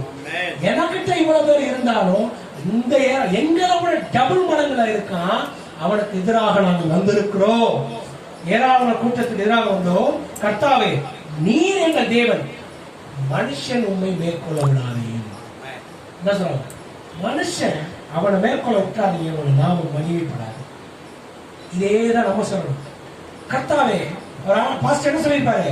ஆண்டவரே இதுல நான் எந்திரிக்கும் போது நான் மகிமைப்படுத்துவேன், நாமத்தை மகிமைப்படுத்துவேன், நாமுக்கு பெரிய சாட்சியாக இருப்பேன். இது வந்துருச்சு. ஆனா இது எதிர்த்து போராடுறது உங்களோட நாமத்தினால நான் போராடுறேன். ஆனா இது எதிர்த்து சாட்சியம் வந்திருப்பேன். எக்ஸாம்பிள், எங்க அண்ணன் ஒருத்தன், எங்க பெரிய அண்ணன், எனக்கு மூத்தவன், என்னோட உயர்மான ஒருத்தருக்கு அவனோட மூத்த அண்ணன் பயங்கரமான பிலீவர், நல்ல பிலீவர். அவன் வழியா தான் எனக்கு ரட்சிப்பே வந்தான். 2005 ரட்சிப்புக்குள்ள வந்தான். நான் 2011 அவன் வழியா வந்தேன். ஆனா என்னன்னு தெரியல, அவனுக்கு மட்டும் உயர்வே வரல. பைனான்சியலாவும் சரி, இதாவும் சரி, நல்லா நார்மல் ஃபேமிலியா மிடில் கிளாஸ் லைஃப் லீட் பண்ணிட்டு இருந்தாங்க. நல்லா ஹாப்பியா கர்த்தருக்குள் மனமகிழ்ச்சியா இருந்தாங்க. ஆனால் அவனுடைய வாழ்க்கையில சோதனைக்கு மேல சோதனை இன்னும் வந்துகிட்டு இருக்கு. இப்ப லேட்டஸ்ட் ஏன்னா ஒரு 7-8 வருஷத்துக்கு முன்னாடி மைசீனியான்னு ஒரு கொடூர வியாதி. எப்படின்னு கேட்டீங்கன்னா, தூக்குவான் 2 நிமிஷத்துக்கு டக்கு விழுந்து மசில்ஸ்லாம் ரொம்ப வீக் ஆயிடும், நர்வ் ப்ராப்ளம்.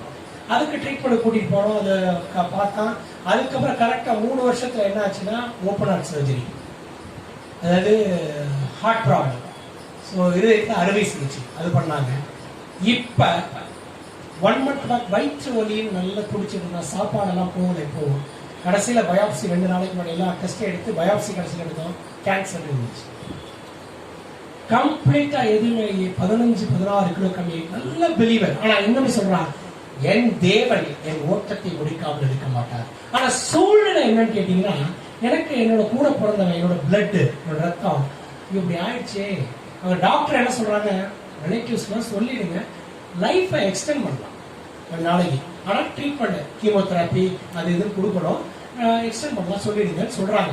ஆனா அந்த இதுல சூழ்நிலையை பார்க்கும்போது அப்படிதான் தெரியுது. ஆனா நானும் சொல்றேன், இங்க நான் அடிச்சு சொல்றேன், அவன் வெளியில வந்தவனுக்கு பிக்கஸ்ட் டெஸ்டிமனி போதும். ஆனா என்ன சூழ்நிலை மனசு என்ன சொல்லுது, யோபி ஆயிட்டானே, அது இருக்கதான் செய்யும். பட் எல்லா குடும்பத்திலையும் இப்ப சிஸ்டருக்கே அந்த கொரோனா வந்தா கொஞ்சம் அந்த இமோஷனல், ஏன்னா ஆவி ஆத்மா சரீரம் எல்லாமே இன்டர் கனெக்டட். ஆத்மால நமக்கு இருக்கதான் செய்யும். சொந்த புருஷன், சொந்த குழந்தைங்களுக்கு ஏதாவது ஆகும்போது இருக்கதான் செய்யும். ஆனால் கர்த்தருக்குள் மனமகிழ்ச்சியா இருப்பதே அவருடைய பாக்கியம். அந்த நேரத்தில் the joy of the Lord is my strength. The joy of the Lord is my strength. இப்போ சொல்றேன், the joy of the Lord is my brother's strength. என்னோட சகோதரனுக்கு கர்த்தருடைய மன மகிழ்ச்சியை கொடுக்கும்னு நான் விசுவாசிக்கிறேன். எனக்கு அந்த வெளியில நான் பேசும்போது இப்படி இருக்குன்னு நான் பேசிக்கலாம். ஆனா வார்த்தையில உண்மையா எனக்கு வர்றது, the joy of the Lord is my brother's strength. The joy of the Lord is my brother's strength. அப்படி நான் சொல்லிட்டு இருக்கேன். இப்ப பாருங்க, இவன் நல்லா இருந்தா அவன் வந்துருச்சு சொல்லி கூப்பிடுறான், ஆண்டவரை கூப்பிடுறான். அப்பொழுது கர்த்தர் அந்த எத்தியோப்பிய ஆசாவுக்கும் யூதாவுக்கும் முன்பாக முறியடிக்கிறார். எத்தியோப்பியர் ஓடி போனார்கள். எப்படி பண்ணாருன்னா போடல, ஆனா பண்ணிட்டாரு. நிறைய இடங்கள்ல எப்படி பண்ணாரு போட்டிருக்கு, பல பேட்டில்ஸ்ல இப்படி பண்ணாரு அப்படி பண்ணாரு போட்டு, இதுல போடல, அதுல போக வேண்டாம், விரட்டிட்டாரு. அடுத்தது பாருங்க, ஓடி போனார்கள். அவர்களை ஆசாவோடு இந்த ஜனங்கள் கேரார் மற்றும் துரத்தினார்கள். எத்தியோப்பிய திரும்ப பலம் கொள்ளாதபடிக்கு முறிந்து விழுந்து போனார்கள். கர்த்தருக்கும் அவருடைய சேனைக்கு முன்பாக நொறுங்கி போனார்கள். அப்படின்னா ஏஞ்சல்ஸ் அனுப்பிச்சிருப்பார் ஆண்டவர் ஏஞ்சல்ஸ் அனுப்பிச்சு எல்லாத்தையும் காயப்பட்டார். சரியா? அவர்கள் மிகுதியாக கொள்ளையடித்து, ஏன்னா ஓட அவனோட பொருட்கள் எல்லாம் விட்டு ஓடிட்டான். அதெல்லாம் யூதா மக்கள் எடுத்துட்டான். கொள்ளையடித்து அடுத்தது 14வது வசனம், கேராரின் சுற்று பட்டணங்களை எல்லாம் முறியடித்தனர். இது பாருங்க, எத்தியோப்பியா மட்டும் இல்லையா, அவனை சுத்தி உள்ள நாட்டையும் அடிச்சாங்க. எத்தியோப்பியா துரத்தி விட்டு அவனை துரத்த அந்த பக்கம் சில நாடுகளுடைய ஓடி இருப்பாடுங்க, சில தேசங்களுடைய. அந்த தேசத்திலேயே முறியடிச்சு அங்கேயும் முறியடிக்கிறாங்க நம்ம யூதா. பாருங்க, கர்த்தர் இவனை மட்டும் தான் துரத்தி அடிக்கிறாரு, இவனோட பொருட்களை மட்டும் தான். ஆனா இவன் உள்ள போய் எல்லா தேசங்களையும் கொடுத்து அடிச்சு எடுக்கிறானா. 5,80,000 சோல்ஜரோட 10 லட்சம் பேரை துரத்தி விட்டு அதையும் இல்லாம பல தேசங்களை முறியடிச்சு. பாருங்க அந்த வார்த்தையை பாருங்க, அந்த பட்டணங்களை எல்லாம் கொள்ளையிட்டாங்க. அவைகளை கொள்ளை மிகுதியாய் ஏகப்பட்டது. மிருக ஜீவன்களையும் கொட்டாரங்களையும் அவங்க இடித்து போட்டு திரளான ஆடுகளையும் ஒட்டகங்களையும் சாய்த்து கொண்டு எருசலேமுக்கு திரும்பினாங்க. ஒட்டகங்கள் ஆடுகள்லாம் அப்போ பயங்கரமான எக்கானமி, அதான் பிசினஸ். ஆக்சுவலா ஒட்டகங்கள் மாடுகள்லாம் இருந்துச்சா நீ பெரிய ரிச்சஸ்ட் மேன். இன்னைக்கு ஆடு மாடுகள்லாம் வச்சிருந்தா அப்படியே பார்ப்பாங்க, மேலே எங்கேயும் பார்ப்பாங்க. அன்னைக்கு ஆடு மாடுகள் ஒட்டகங்கள்லாம் பெரிய பிசினஸ், பயங்கரமான ரிச்சஸ்ட் எக்கானமி. அது அன்னைக்கு உள்ள பொருளாதாரம். அதுதான். புரியுதுங்களா? ரைட். அடுத்த அதிகாரம் போகும், இதை ஃபுல்லா படிங்க. அடுத்த அதிகாரம்.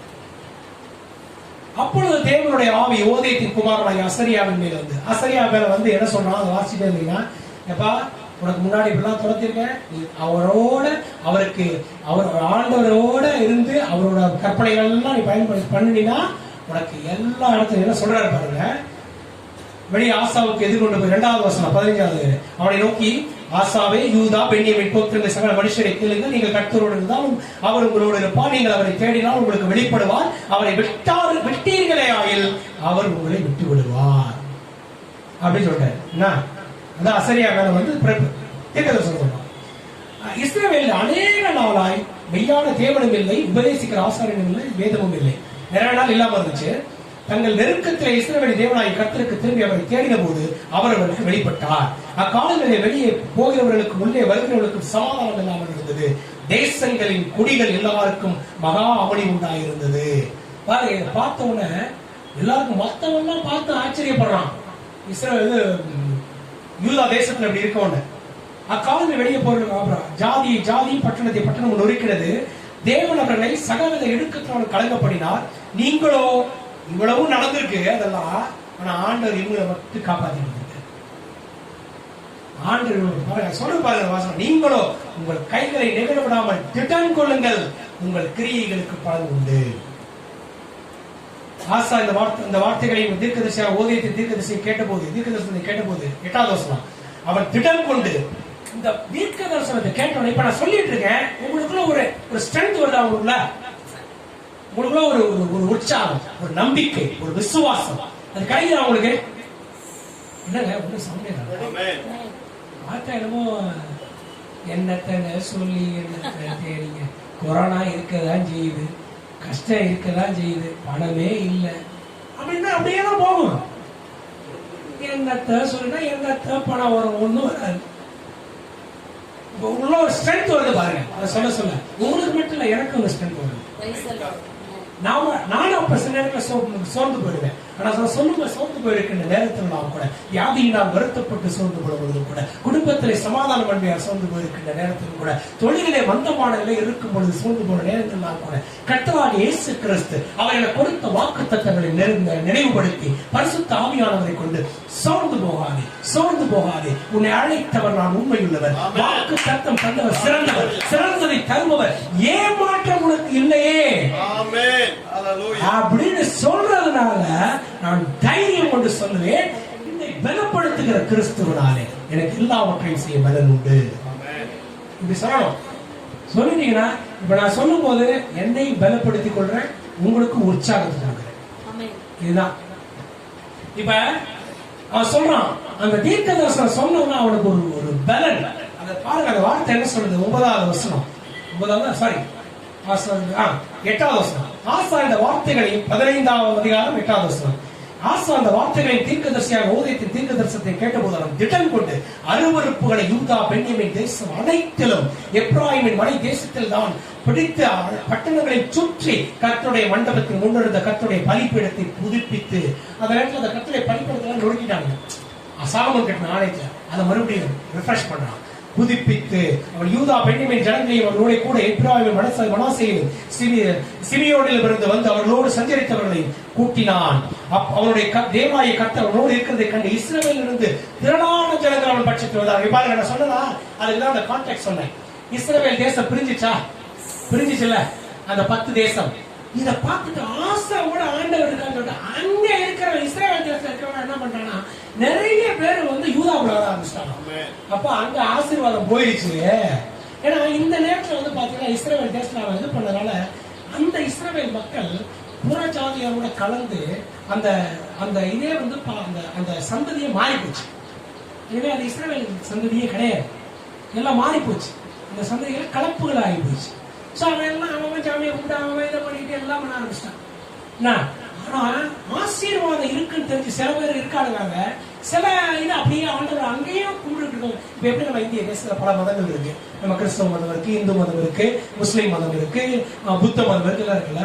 அதே மாதிரி இப்ப சப்போஸ் நம்ம சொல்றாங்க நம்ம வந்து மதம் மாற்றம் சொல்லிட்டு இருக்காங்க, கிடையாது. சப்போஸ் நம்ம வந்து இந்த இதை வந்து நம்ம கிறிஸ்தவனா இருந்து இந்த உலகத்துக்கு ஒளியா உப்பா இருக்கு, நம்ம ஐஸ்வர்யத்திலையும் ஆசீர்வாதத்திலையும் சுகத்திலையும் பலத்திலையும் வரும்போது பக்கத்து வீட்டுக்காரன் பாக்குறான், எப்படா வருது இவனுக்கு, எங்க இருந்துதான் வருது இவனுக்கு சுகம், எல்லாத்துக்கும் கொரோனா வந்துச்சு இவனுக்கு கொரோனா வரலையாடா, அப்படியே கொரோனா வந்த கூட எந்திரிச்சு வந்துட்டாங்களா, அங்க ஒருத்தர் செத்து போட்டான் இவன் எந்திரிச்சு வந்துட்டாங்க கேட்கும் போது அப்ப எப்படிங்க வந்தது அப்படி கேட்க சொல்றா, இதான் கர்த்தருடைய கிருபை, என் தேவனுடைய கிருபை, கர்த்தராகிய இயேசு கிறிஸ்துவின் ஆசீர்வாதம் இருக்கிறது, என்னால முடியுது அப்படின்னு சொல்லும்போது அப்ப நானும் கொஞ்சம் எக்ஸ்பீரியன்ஸ் பண்ணி பாக்குறேன் அப்படின்னு வர்றதுதான் கிறிஸ்தவம். இது மதம் மாற்றுறது கிடையாது. பண்றேன் நீங்க எக்ஸாம்பிளா இருக்கும். நான் என்ன சொன்னாலும் கர்த்தருடைய கிருபை இல்ல, உங்க உழைப்பு இருக்குன்னா என் உழைப்பு ஒண்ணுமே இல்லையா, கிருபை கிருபை கிருபை. நான் இதுக்கு பாத்திரவான் அல்ல, எனக்கு முன்பாக ரட்சிக்கப்பட்ட என்னுடைய அண்ணனுக்கு ஏன் வரலன்னு எனக்கு தெரியாது, ஆனா நான் பாத்திரவான் அல்ல, எனக்கு கிடைத்தது, ஆனா அவனுக்கும் கிடைக்கும். அது எதனால வந்துச்சு எனக்கு தெரியாது, நான் அவனை குறைன்னு சொல்லக்கூடாது, இந்த மாதிரி உனக்கு சாபம் இருக்கு அதை சொல்லவும் கூடாது. நிறைய குறைகள் இருக்கு, அதெல்லாம் நான் சொல்ல மாட்டேன். அவனுக்கு ஏன் வந்துச்சு இருந்தாலும் கர்த்தரை பிடிச்சிட்டு தான் இருக்கான், அவனுக்கு அவனுக்குள்ள எதனால வந்துச்சு எனக்கு தெரியாது இவனுடைய சோதனைகள். ஆனா அவன் கர்த்தரை பிடிச்சிட்டு இருக்கான். ஆண்டவர்கிட்ட நான் வேண்டது என்ன, ஆண்டவரே அது எதனால வந்துச்சு அவங்கள்ட்ட கொஸ்டின் கேட்கல, எனக்கு ஒன்றும் புரியல, எனக்கு புரியாது. ஆனா அந்த கேன்சர் கட்டி இயேசுவின் நாமத்தாலே முற்றிலுமாக அழிக்கப்படும்படியாக கட்டளையிட எனக்கு அதிகாரம் இருக்கிறது. அதே போல அவனுக்கும் அதிகாரம் இருக்கிறது. அவன் சொல்றான், கர்த்தரின் ஓட்டத்தை முடிக்காமல் நீ மேலே எடுக்க மாட்டான் சொல்றான். அது நடக்கும் இயேசுவின் நாமத்தாலே. அதனால அவன் அவ்வளோ ஆண்டவரோட ஒன்றிச்சிருக்கான். அவனுக்கு வந்திருக்கு பாருங்க. இதை நான் கம்பேர் பண்ணேன் பாருங்க. எத்தியோப்பியா இது முடிஞ்சு போச்சா, அடுத்தது 15வது அதிகாரமும். அதுக்கப்புறம் பாத்தீங்கன்னா ஆசா விலைக்கு போட அப்படியே எல்லாத்தையும் விலைக்கு போடுறோம். எல்லாத்தையுமே ஆசா அரசாண்ட 35 கடைசி வார்த்தை 19வது வசனம். 19வது வசனத்தை பாருங்க. 15வது அதிகாரம் 19வது வசனம். ஆசா அரசாண்ட 35ஆம் வருஷம் மட்டும் 35 வருஷம். ஏற்கனவே 10 வருஷம் அமெரிக்கா இருந்துச்சு சொன்னாரு. 10வது வருஷம் ஒருத்தன் வந்தான். யாரு? எத்தியோப்பிய. அடிச்சு நொறுக்கி பக்கத்துல உள்ள தேசத்தெல்லாம் நொறுக்கி எல்லாத்தையும் எடுத்து கொள்ளையிட்டு நல்லா ரிச் கிங் ஆயிட்டான். நல்லா ஃபெமிலியர் ஆயிட்டான். பக்கத்துல உள்ள தேசம்லாம் அரண்டு விட்டானுங்க. இஸ்ரவேல்ல இருந்து பாதி பேர் வர்றான், நிறைய பேரு. அப்ப ஆசாக்கு ஆசீர்வாதம் இருக்கான நம்ம அவன் கண்ட்ரியில போயிருப்போம். இப்ப எப்படி நம்ம அமெரிக்க தேசம் ஆசீர்வாதமான தேசமாக இருக்கிறதுனால நம்மளோட நிறைய வேலையாட்கள் அங்க போய் இருக்காங்களா, அங்க செட்டில் ஆயிட்டாங்களா, அங்க சிட்டிசன்ஷிப் வாங்கிட்டாங்கல்ல, ஐஸ்வர்யத்துல செழிப்பா நல்ல சம்பாத்தியத்தோட இருக்காங்கல்ல. அதே மாதிரி இஸ்ரேல் தேசத்துல வரானா, வந்து இங்க வந்துடுறான். அப்ப அங்க ஐஸ்வர்ய தேசமா இருக்கு, நம்ம இங்க கஷ்டப்பட்டு இருக்கோம், எக்கனாமி சரியில்லை, லஞ்ச ஊழல்கள் எல்லாம் இருக்கு, நம்ம அங்க போயிடுவோம், ஆண்டோட ஆசீர்வாதம் ஆசாவோட தேசத்துல இருக்கு, யூத தேசத்துல இருக்குன்னு சொல்லிட்டு எல்லாம் வராங்க. இஸ்ரேல் தேசத்துல நிறைய பேர் வந்தாங்க. ஆசா அரசாண்டு 35ஆம் வருஷம் மட்டும் யுத்தம் இல்லாமல் இருந்தது. ஓகே, நெக்ஸ்ட் 16வது அதிகாரம் பாருங்க. ஆசாண்ட 36ஆம் வருஷத்தில் முதல் வசனம் 36ஆம் வருஷம் இஸ்ரவேலின் ராஜாவாகிய பாஷா யூதாவுக்கு விரோதமாக இருந்து ஒருவரும் யூதாவின் ராஜாவாகிய ஆசாவின் இடத்தில் போக்கும் வரத்து விடாதபடிக்கு ராமாவை கட்டினான். இந்த ராமாவது பாத்தீங்கன்னா பார்டர், யூத ராஜ்யத்துக்கும் இஸ்ரவேல் ராஜ்யத்துக்கும் உள்ள பார்டர். இவன் என்ன பண்ணான், இந்த இஸ்ரவேல் ராஜா ஐயோ இங்க இருந்து நிறைய பேர் அங்க ஓடுறானே, அங்க ஓடி போயிட்டாங்க, எல்லாம் அங்க போயிடுவானுங்களே அப்படி என்ன பண்றான், அந்த பாஷா அவனுக்கு எதிரா வந்து என்ன பண்றான், அந்த பார்டர்ல என்ன பண்றான்னா இதை கட்டுறான். யாரும் அந்த சைடு போக்குவரத்து அங்க இருந்து எவனும் வரக்கூடாது, இங்க இருந்து எவனும் போகக்கூடாது அப்படிங்கறத கட்டுறான். அடுத்து பாருங்க, அப்பொழுது பாருங்க 35 வருஷம் ஆண்டவரோடு அவன் ஒன்றிச்சு வந்துட்டே இருக்கான். 10வது வருஷத்துல இருந்து 35 வருஷம் 25 வருஷம் அவனை எந்த யுத்தம் இல்ல, எந்த யுத்தம் இல்ல, எல்லாம் அமைதியா போயிட்டு. அப்ப இவ்வளவு நாள் நமக்கு 40 வருஷமா 30 வருஷம் ஆண்டவனை காப்பாத்திருக்காருப்பா, அதனால எனக்கு இதுவும் வராதுப்பா, அது நல்ல விசுவாசம், அதுக்காக எதுவுமே வராது, வந்தால் சோர்ந்து போய்விடக்கூடாது அப்படிங்கிற சொல்லுவேன். என்ன பண்றான் பாருங்க 2வது வருஷத்துல. அப்பொழுது ஆசா கர்த்தருடைய ஆலயத்திலும் ராஜாவின் அரண்மனையில் உள்ள பொக்கிஷங்களையும் வெள்ளியும் பொன்னும் எடுத்து தமஸ்குவில் வாசம் பண்ணுகிற பெனாதாத் என்னும் சீரியாவின் ராஜாவிடத்திற்கு அனுப்பி, எனக்கும் உமக்கும் என் தகப்பனுக்கும் உம்முடைய தகப்பனுக்கும் உடன்படிக்கை உண்டே, இதோ வெள்ளியும் பொண்ணும் உமக்கு அனுப்பினேன், இஸ்ரவேலின் ராஜாவாகிய பாஷா என்னை விட்டு விலகும்படிக்கு நீ வந்து அவனோடு செய்த உடன்படிக்கையை தள்ளி போடும் என்று சொல்லி அனுப்பினார். பாருங்க என்ன பண்ணிருக்கணும், வந்த உடனே ஆண்டவரே, ஆண்டவரை நாடிடுவேன். முதல்ல ஆண்டவரே இது நடக்குது, உங்கள்கிட்ட ஒப்பு கொடுத்துறேன், நீங்க பாத்துக்கங்க இஸ்ரவேல் ராஜாவை. இதை என்ன கொடுத்துட கேட்டீங்கன்னா, இந்த அந்த சீரிய ராஜ்யம் வந்து ஒரு நல்ல பலமுள்ள ராஜ்யமா வந்துட்டு இருக்கு. அந்த நேரத்தில் பலமுள்ள ராஜ்யமா ஒரு நல்ல பவர்ஃபுல்லா அவன் என்ன பண்றாங்க, பக்கத்து தேசங்களோட உடன்படிக்கையில் இருப்பாங்கல்ல.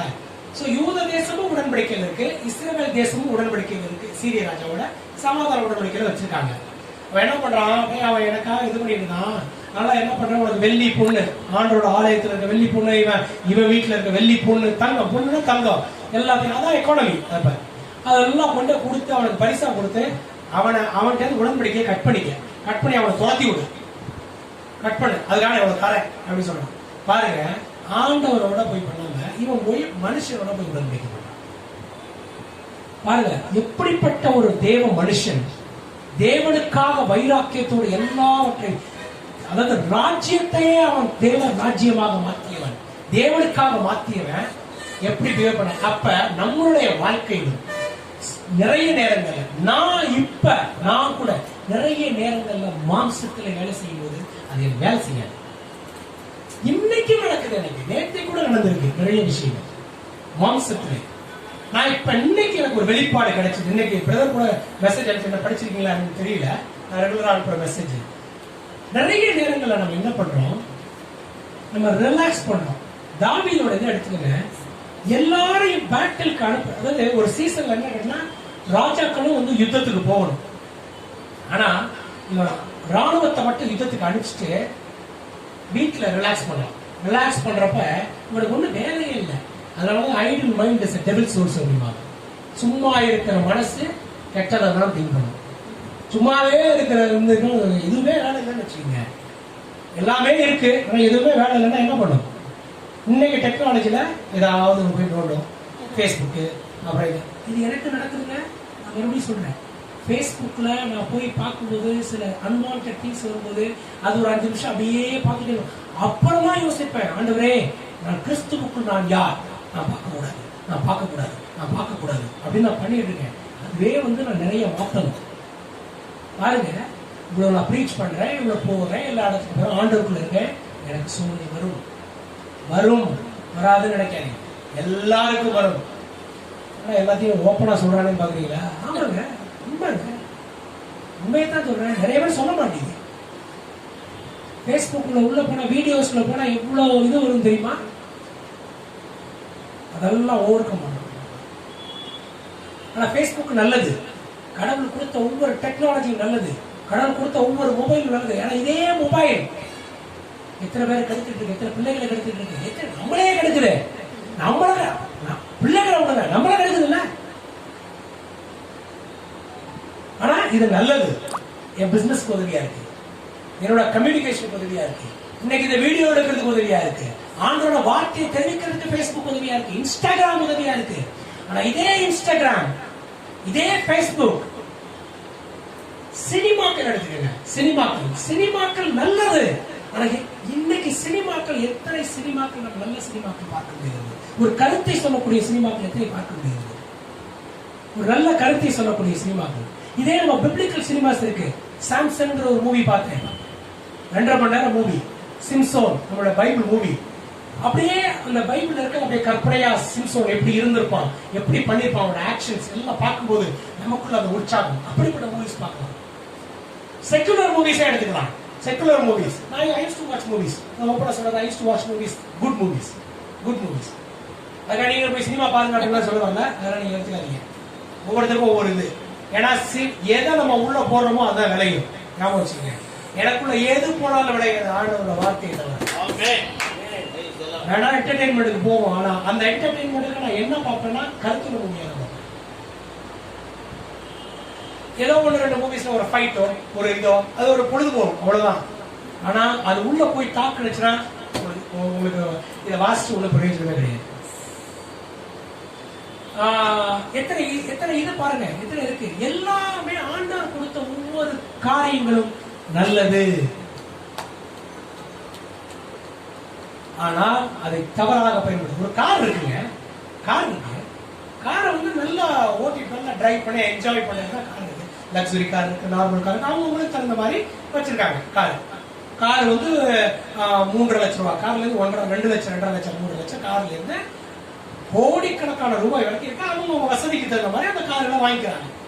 அந்த காரை நல்லா என்ஜாய் பண்றதுக்கு, லக்ஸுரியா என்ஜாய் பண்றதுக்கு பயன்படுத்தலாம், ஒருத்தர் கொலை பண்றதுக்கு பயன்படுத்தலாம். ஏன்னா லீகலா கார்ல போய் ஒருத்தர் அடிச்சு கொண்டீங்கன்னா உங்களுக்கு இது கிடையாது. அது ஒரு எஃப்ஐஆர் ஒன்று இருக்கு, அதை நீங்க போட்டு வெளியே வந்துடலாம். அதை நீங்க அன்லஸ் நீங்க இன்டென்ஷனலா கொலை பண்ணீங்கன்னு தெரிஞ்சால ஒழிய, எத்தனை சினிமாக்கள்ல பாக்குறோம், அந்த கொலை பண்றதுக்கு லாரியை பயன்படுத்துறாங்க, ஆக்சிடென்டா பயன்படுத்துறாங்க, பாக்குறீங்கல்ல. சோ அது நல்ல வழியில லாரி நல்ல வகைக்கு பயன்படுத்தப்படுது, கூட்ஸ் கேரியர். ஆனா அதே கொலை பண்றதுக்கு பயன்படுத்துறாங்க.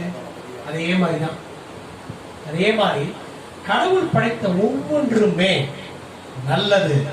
ஆனால் அதை எப்படி பயன்படுத்தணும்? பணம், நம்ம நிறைய கிறிஸ்தவ வட்டாரங்களை சொல்லப்பட்டது என்னன்னா, பணக்காரன் ஆயிட்டா ஆண்டவரை மறந்துடுவான். என் வாழ்க்கையில் அது நடக்கவே இல்லைங்க. நடக்கவும் விட மாட்டேன். ஏன்னா பணம் ஒரு பொருட்டே கிடையாது. என் போக்கஸ் வந்து அங்க கிடையாது. என் போக்கஸ் பூரா அவர் மேல. என் போக்கஸ் அவர் மேல இருக்கல. எனக்கு பயன்படுத்தப்படுகிற பணத்தை வந்து அவர் எனக்கு கொடுத்துருவார். என் போக்கஸ் கூட அங்க இருக்கும்போது எனக்கு தேவையான சுகத்தை அவர் கொடுத்துருவார். ஆனா நமக்கு நம்மளோட பாட்டு என்னன்னு கேட்டீங்கன்னா, நம்ம பாட்டுக்கு ஒரு வேலையை செஞ்சுட்டு இருக்கோம். நம்ம பாட்டுக்கு பிசிக்கல் ஃபிட்னஸ்க்கா ஒரு எக்ஸசைஸ் பண்ணுவோம், வாக்கிங் போவோம், எல்லாம் பண்ணுவோம். நம்ம பாட்டுக்கு நம்ம வேலையை பார்ப்போம். எக்ஸசைஸ் பண்ணி பிசிக்கலா ஃபிட்னஸ் ஆக உங்களுக்கு வியாதி இல்லை வராதுன்னு சொல்ல முடியாது. இப்போ நான் ஒரு நாளைக்கு 1.5 மணி நேரம் 2 மணி நேரம் ஜிம்முக்கு போறேன், வாக்கிங் பண்றேன், ஒர்க் அவுட் பண்றேன், எல்லாமே பண்றேன். ஆனா அதனால வியாதி வராதுன்னு சொல்ல முடியாது. இதெல்லாம் எனக்கு சப்போர்ட்டிவ் தான், இந்த சரீரத்துக்கு சப்போர்ட்டிவ். ஆனால் கர்த்தரை கரத்தை நான் விட்டுட்டேன்னா இந்த சப்போர்ட்டிவ் கொஞ்ச நாளைக்கு தான் வேலை செய்யும். ஆனா ஆண்டவரோட கரத்தை நான் இருக்கும் பொழுது இதோட அது என்ன பண்ணுவாரு, சுத்தமா என்ன வந்து அதெல்லாம் ஓர்க்க முடிச்சு. இவன் வந்து ஆண்டவர்கிட்ட போகாம சீரிய ராஜாட்ட போனதுனால இதெல்லாம் போயிட்டு கொடுத்தா அது வேலை செய்யும். அதாவது இப்படி போகும்போது நம்ம மாம்சத்தை போய் செய்யும் போது அது வேலை செய்யும், செய்யாது. இப்ப பாருங்க அது என்ன சொல்லியிருக்கு பாருங்க, அந்த வார்த்தை என்ன சொல்லியிருக்கு. எனக்கும் பெனாதத் ராஜாவையா 4வது வசனம் 16. பெனாதத் ராஜாவை ஆசாவுக்கு செவி கொடுத்து தனக்கு உண்டான சேனாதிபதிகள் இஸ்ரவேலின் பட்டணங்களுக்கு விரோதமாக அனுப்பினான். அவர்கள் ஈயோனையும் தானையும் ஆபேல் மாயுமையும் நப்தலி பட்டணங்கள் எல்லா பட்டணங்களையும் முறியடித்தார். இந்த பெனாதத் என்ன பண்ணா, இஸ்ரவேல் ராஜா போய் யூதா பொண்ணு வெளியெல்லாம் கொடுத்த போய் அவங்களை காலி பண்ணிட்டான். வேலை செஞ்சிருக்கா, வேலை செஞ்சுல போட்ட இது அவன் போனா கொடுத்தா என்ன வேலை செய்யும்.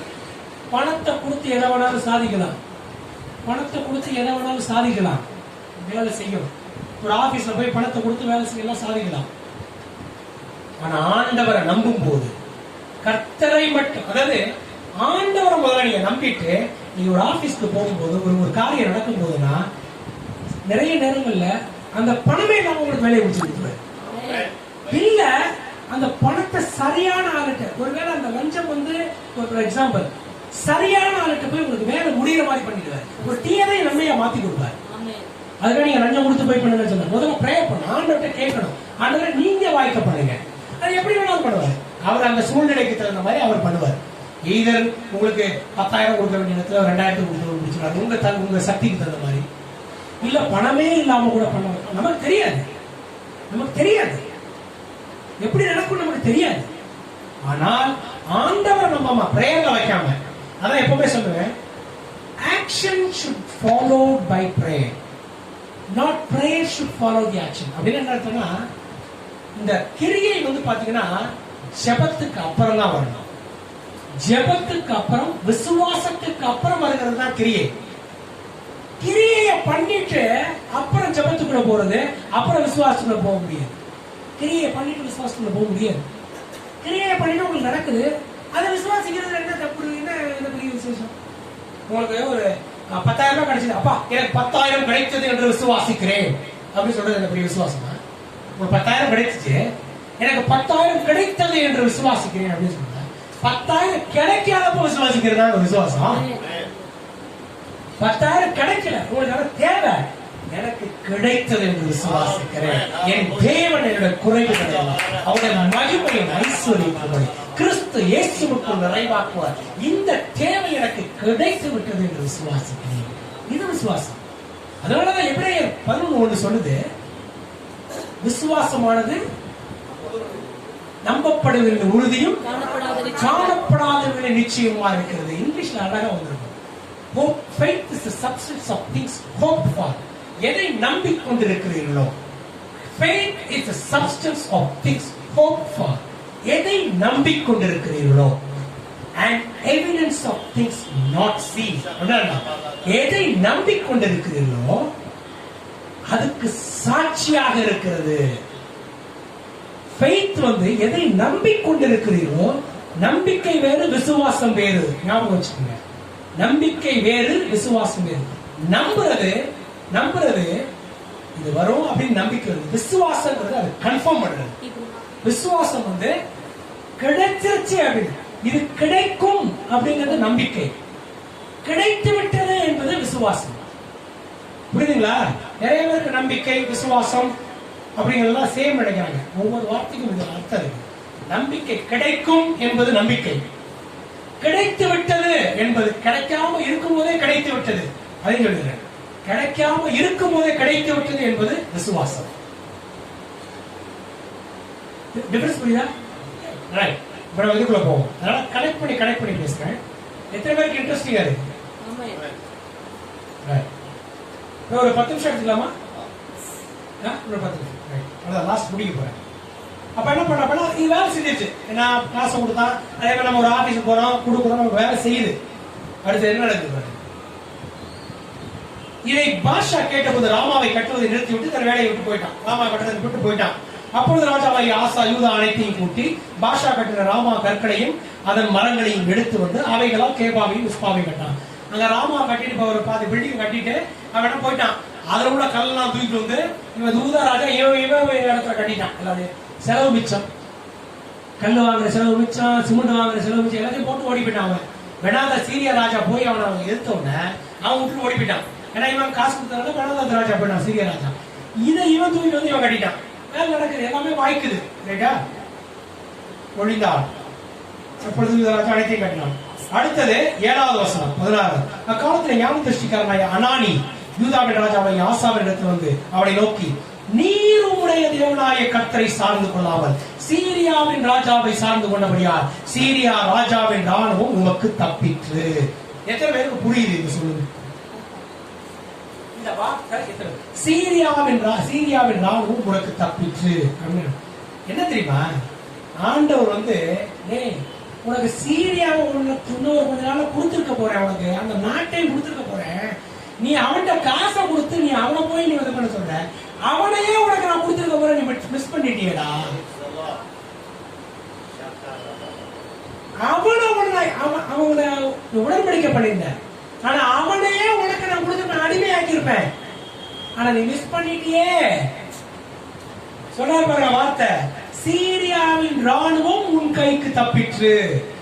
அது இல்லாம நெக்ஸ்ட் 8வது வார்த்தை, மிகவும் ஏராளமான ரதங்களும் குதிரை வீரரும் உள்ள எத்தியோப்பியரும் லூபியரும் மகா சேனையுமா இருந்தார்கள் அல்லவா? நீ கர்த்தரை சார்ந்து கொண்டு போவதை அவர்களை உங்க கையில் ஒப்பு கொடுத்தாரே. அந்த எத்தியோப்பியரை வரணும் பாத்தீங்களா? எத்தியோப்பியரை வரட்ட சுற்றி இந்த தேசத்தெல்லாம் கொள்ளடிச்சான்னு சொன்னாங்களா? அதுதான் இது. புரியுதுங்களா? அங்க பாருங்க, மிகவும் ஏராளமான ரதங்களும் குதிரை வீரரும் உள்ள எத்தியோப்பியரும்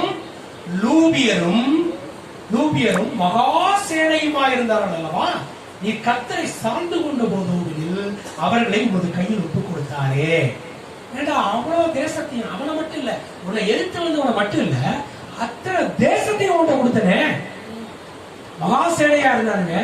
நீ வேற 5,80,000 பேர் இருந்த, உன்னை விட ட்ரிபிள் மடங்கு இருந்தவங்களா நான் கொடுத்தனே நீ சார்ந்து கொண்டப்ப. அடுத்த வார்த்தை 9வது வசனத்தை பாருங்க. நம்மை பற்றி உத்தம இருதயத்தோடு இருக்கிறவர்களுக்கு தம்முடைய வல்லமையை விளங்க பண்ணும்படி கர்த்தருடைய கண்ணை பூமியில் உலாவிக் கொண்டிருக்கிறது. இந்த விஷயத்தில் மதியில்லாதவர் இருந்து ஆகையால் இது முதற் கொண்டு உமக்கு யுத்தங்கள் நேரிடும். இதுல சொல்லப்பட்டிருக்கு. ஆனா இப்ப இந்த புதிய ஏற்பாட்டு காலத்துல ஆண்டவர் யுத்தத்தை கொண்டு வர மாட்டாரு. இங்கேயும் ஆண்டவர் யுத்தத்தை கொண்டு வரல. நல்லா ஞாபகம் வச்சுக்கோங்க. தீர்க்க தரிசனம் தான் சொல்றாரே ஒழிய ஆண்டவர் கொண்டு வரல. இவனே வரவழைச்சுக்கிட்டான். புரியுதா? புரியலையா? இவ்வளவு பெரிய தேவ மனுஷன் எப்படி அவனை அறியாம வரவழைச்சுட்டாங்க? அதே மாதிரி நம்மளுடைய வாழ்க்கையில நம்மளுடைய துன்பங்கள் வரும்போது நம்மை அறியாம நம்ம வரவழைச்சிருக்கோம். ஆனா அது ஓவர் கம் பண்ணணும். அப்ப என்ன பண்ணணும்?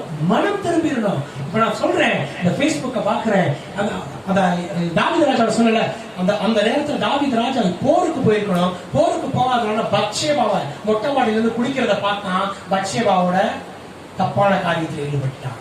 மொட்டை மாடியில உலாவிட்டு இருந்தான். பேட்டில் நடக்குது, யுத்தங்கள் நடக்குது. ராணுவத்தை அனுப்பிச்சிட்டான். அவனோட ராணுவத்தை இவனும் போகணும் ராஜா, ஆனா போகல. போகாம மொட்டை மாடியில ரிலாக்ஸ் பண்றான்.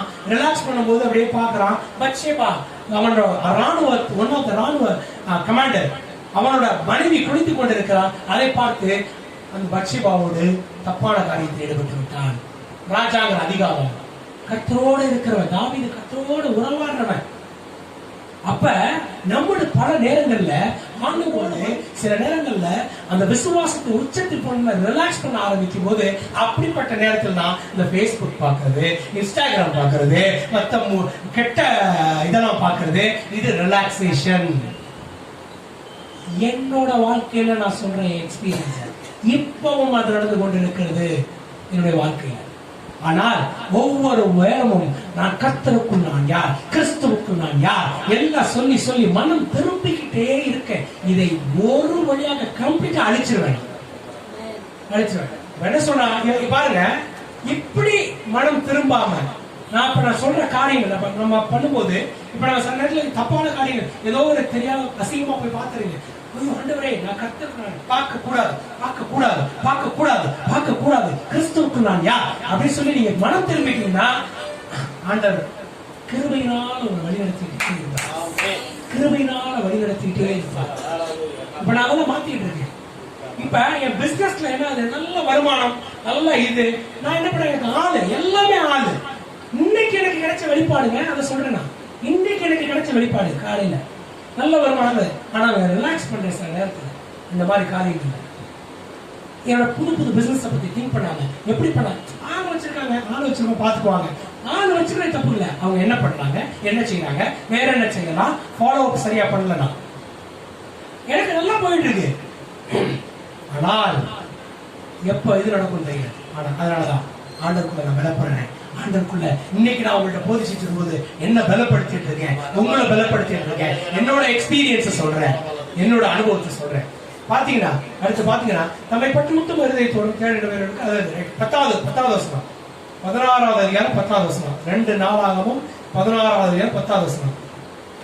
அதே நிமித்தம் ஆசா ஞான திருஷ்டிக்காரன் மேல் சினந்து கோபம் கொண்டு அவனை காவலரிலே வைத்தான். இதெல்லாம் அக்காலத்தில் ஜனங்களுக்குள் சிலரை கொடூரமாய் நடப்பித்தான். தேவ மனுஷன் எப்படிப்பட்டவன், அவன் ஞான திருஷ்டிக்காரன் ப்ராஃபட் வந்து சொல்றான் இதே இப்படி எல்லாம் பண்ணிருக்கேடா, இப்படி பண்ணிருக்க கூடாது, ஆண்டவரை சார்ந்த ஒரு விளைவு கொடுத்தாரே, இப்படி பண்ணிட்டியே அப்படி சொல்றத தூக்கி அவனை ஜெயில போட்டான். ஏன்னா நம்ம என்ன பண்றோம், நிறைய நேரங்கள்ல ஆவிக்குரிய ஜீவியத்துல வளர்ந்தவங்க சில பேர் சொல்லுற காரியம், இப்ப பாஸ்டர் சொல்ற, பிரதர் இப்படி பண்ணா கொஞ்சம் நல்லா இருக்கும் பிரதர், இது வந்து தப்பு பிரதர் அப்படி சொல்றப்ப, நீ என்ன வெண்ணெய் எனக்கு சொல்றது, புரியுதா, நீ என்ன வெண்ணெய் எனக்கு சொல்றது, நான் எவ்வளவு நாளா கிறிஸ்தவ மதத்துல இருக்கேன், நான் எத்தனை பரம்பரையா கிறிஸ்தவ மதத்துல இருக்கேன் தெரியுமா, நாங்களாம் 4 ஜெனரேஷன் கிறிஸ்தவன், நாங்களாம் இதெல்லாம் என்கிட்ட சொல்லாத, கிறிஸ்தவம் அல்லாதவங்க போய் சொல்லு, புரியுதா, எத்தனை பேருக்கு புரியுது, 4 ஜெனரேஷன் ஆகுங்க, அதேதான். நீ என்ன எனக்கு சொல்றது, நான் ஆண்டவரோட இருக்கிறவன், இது எனக்கும் நடக்கும், அதெல்லாம் கரெக்ட் பண்ண அவைகள். அதை பாருங்க, அந்த வார்த்தை சொல்லுது என்ன, 8வது வசனம் 9வது வசனம் 2வது பகுதி, 10வது வசனம் 2வது பகுதி. இது அல்லாமலும் அக்காலத்தில் ஜனங்களுக்குள் சிலரை கொடூரமா, அப்படின்னா என்ன சொன்னா, ஞான திருஷ்டிக்காரன் மட்டும் இல்ல, நிறைய பேர் ஆண்டவருக்குள்ள அந்த ப்ராஃபட் வந்து சொல்லிருக்காங்க, இல்ல நீ பண்றது தப்பு, இது பண்ணிருக்க கூடாது, அப்படி அவர் சொல்றது கரெக்ட் தான் அப்படிங்கிற நிறைய பேர் சொல்லியிருப்பாங்க. வந்து சொல்லும் போது இவனுக்கு வந்து அட்வைஸ் பண்ணிருப்பாங்க, பண்ணும்போது அவங்களே தூக்கி விடும், கொடூரமா இருந்தது அவங்களே தூக்கி விட போட்டாங்க. அதான் அந்த வார்த்தை சொல்லுது, புரியுதுங்களா?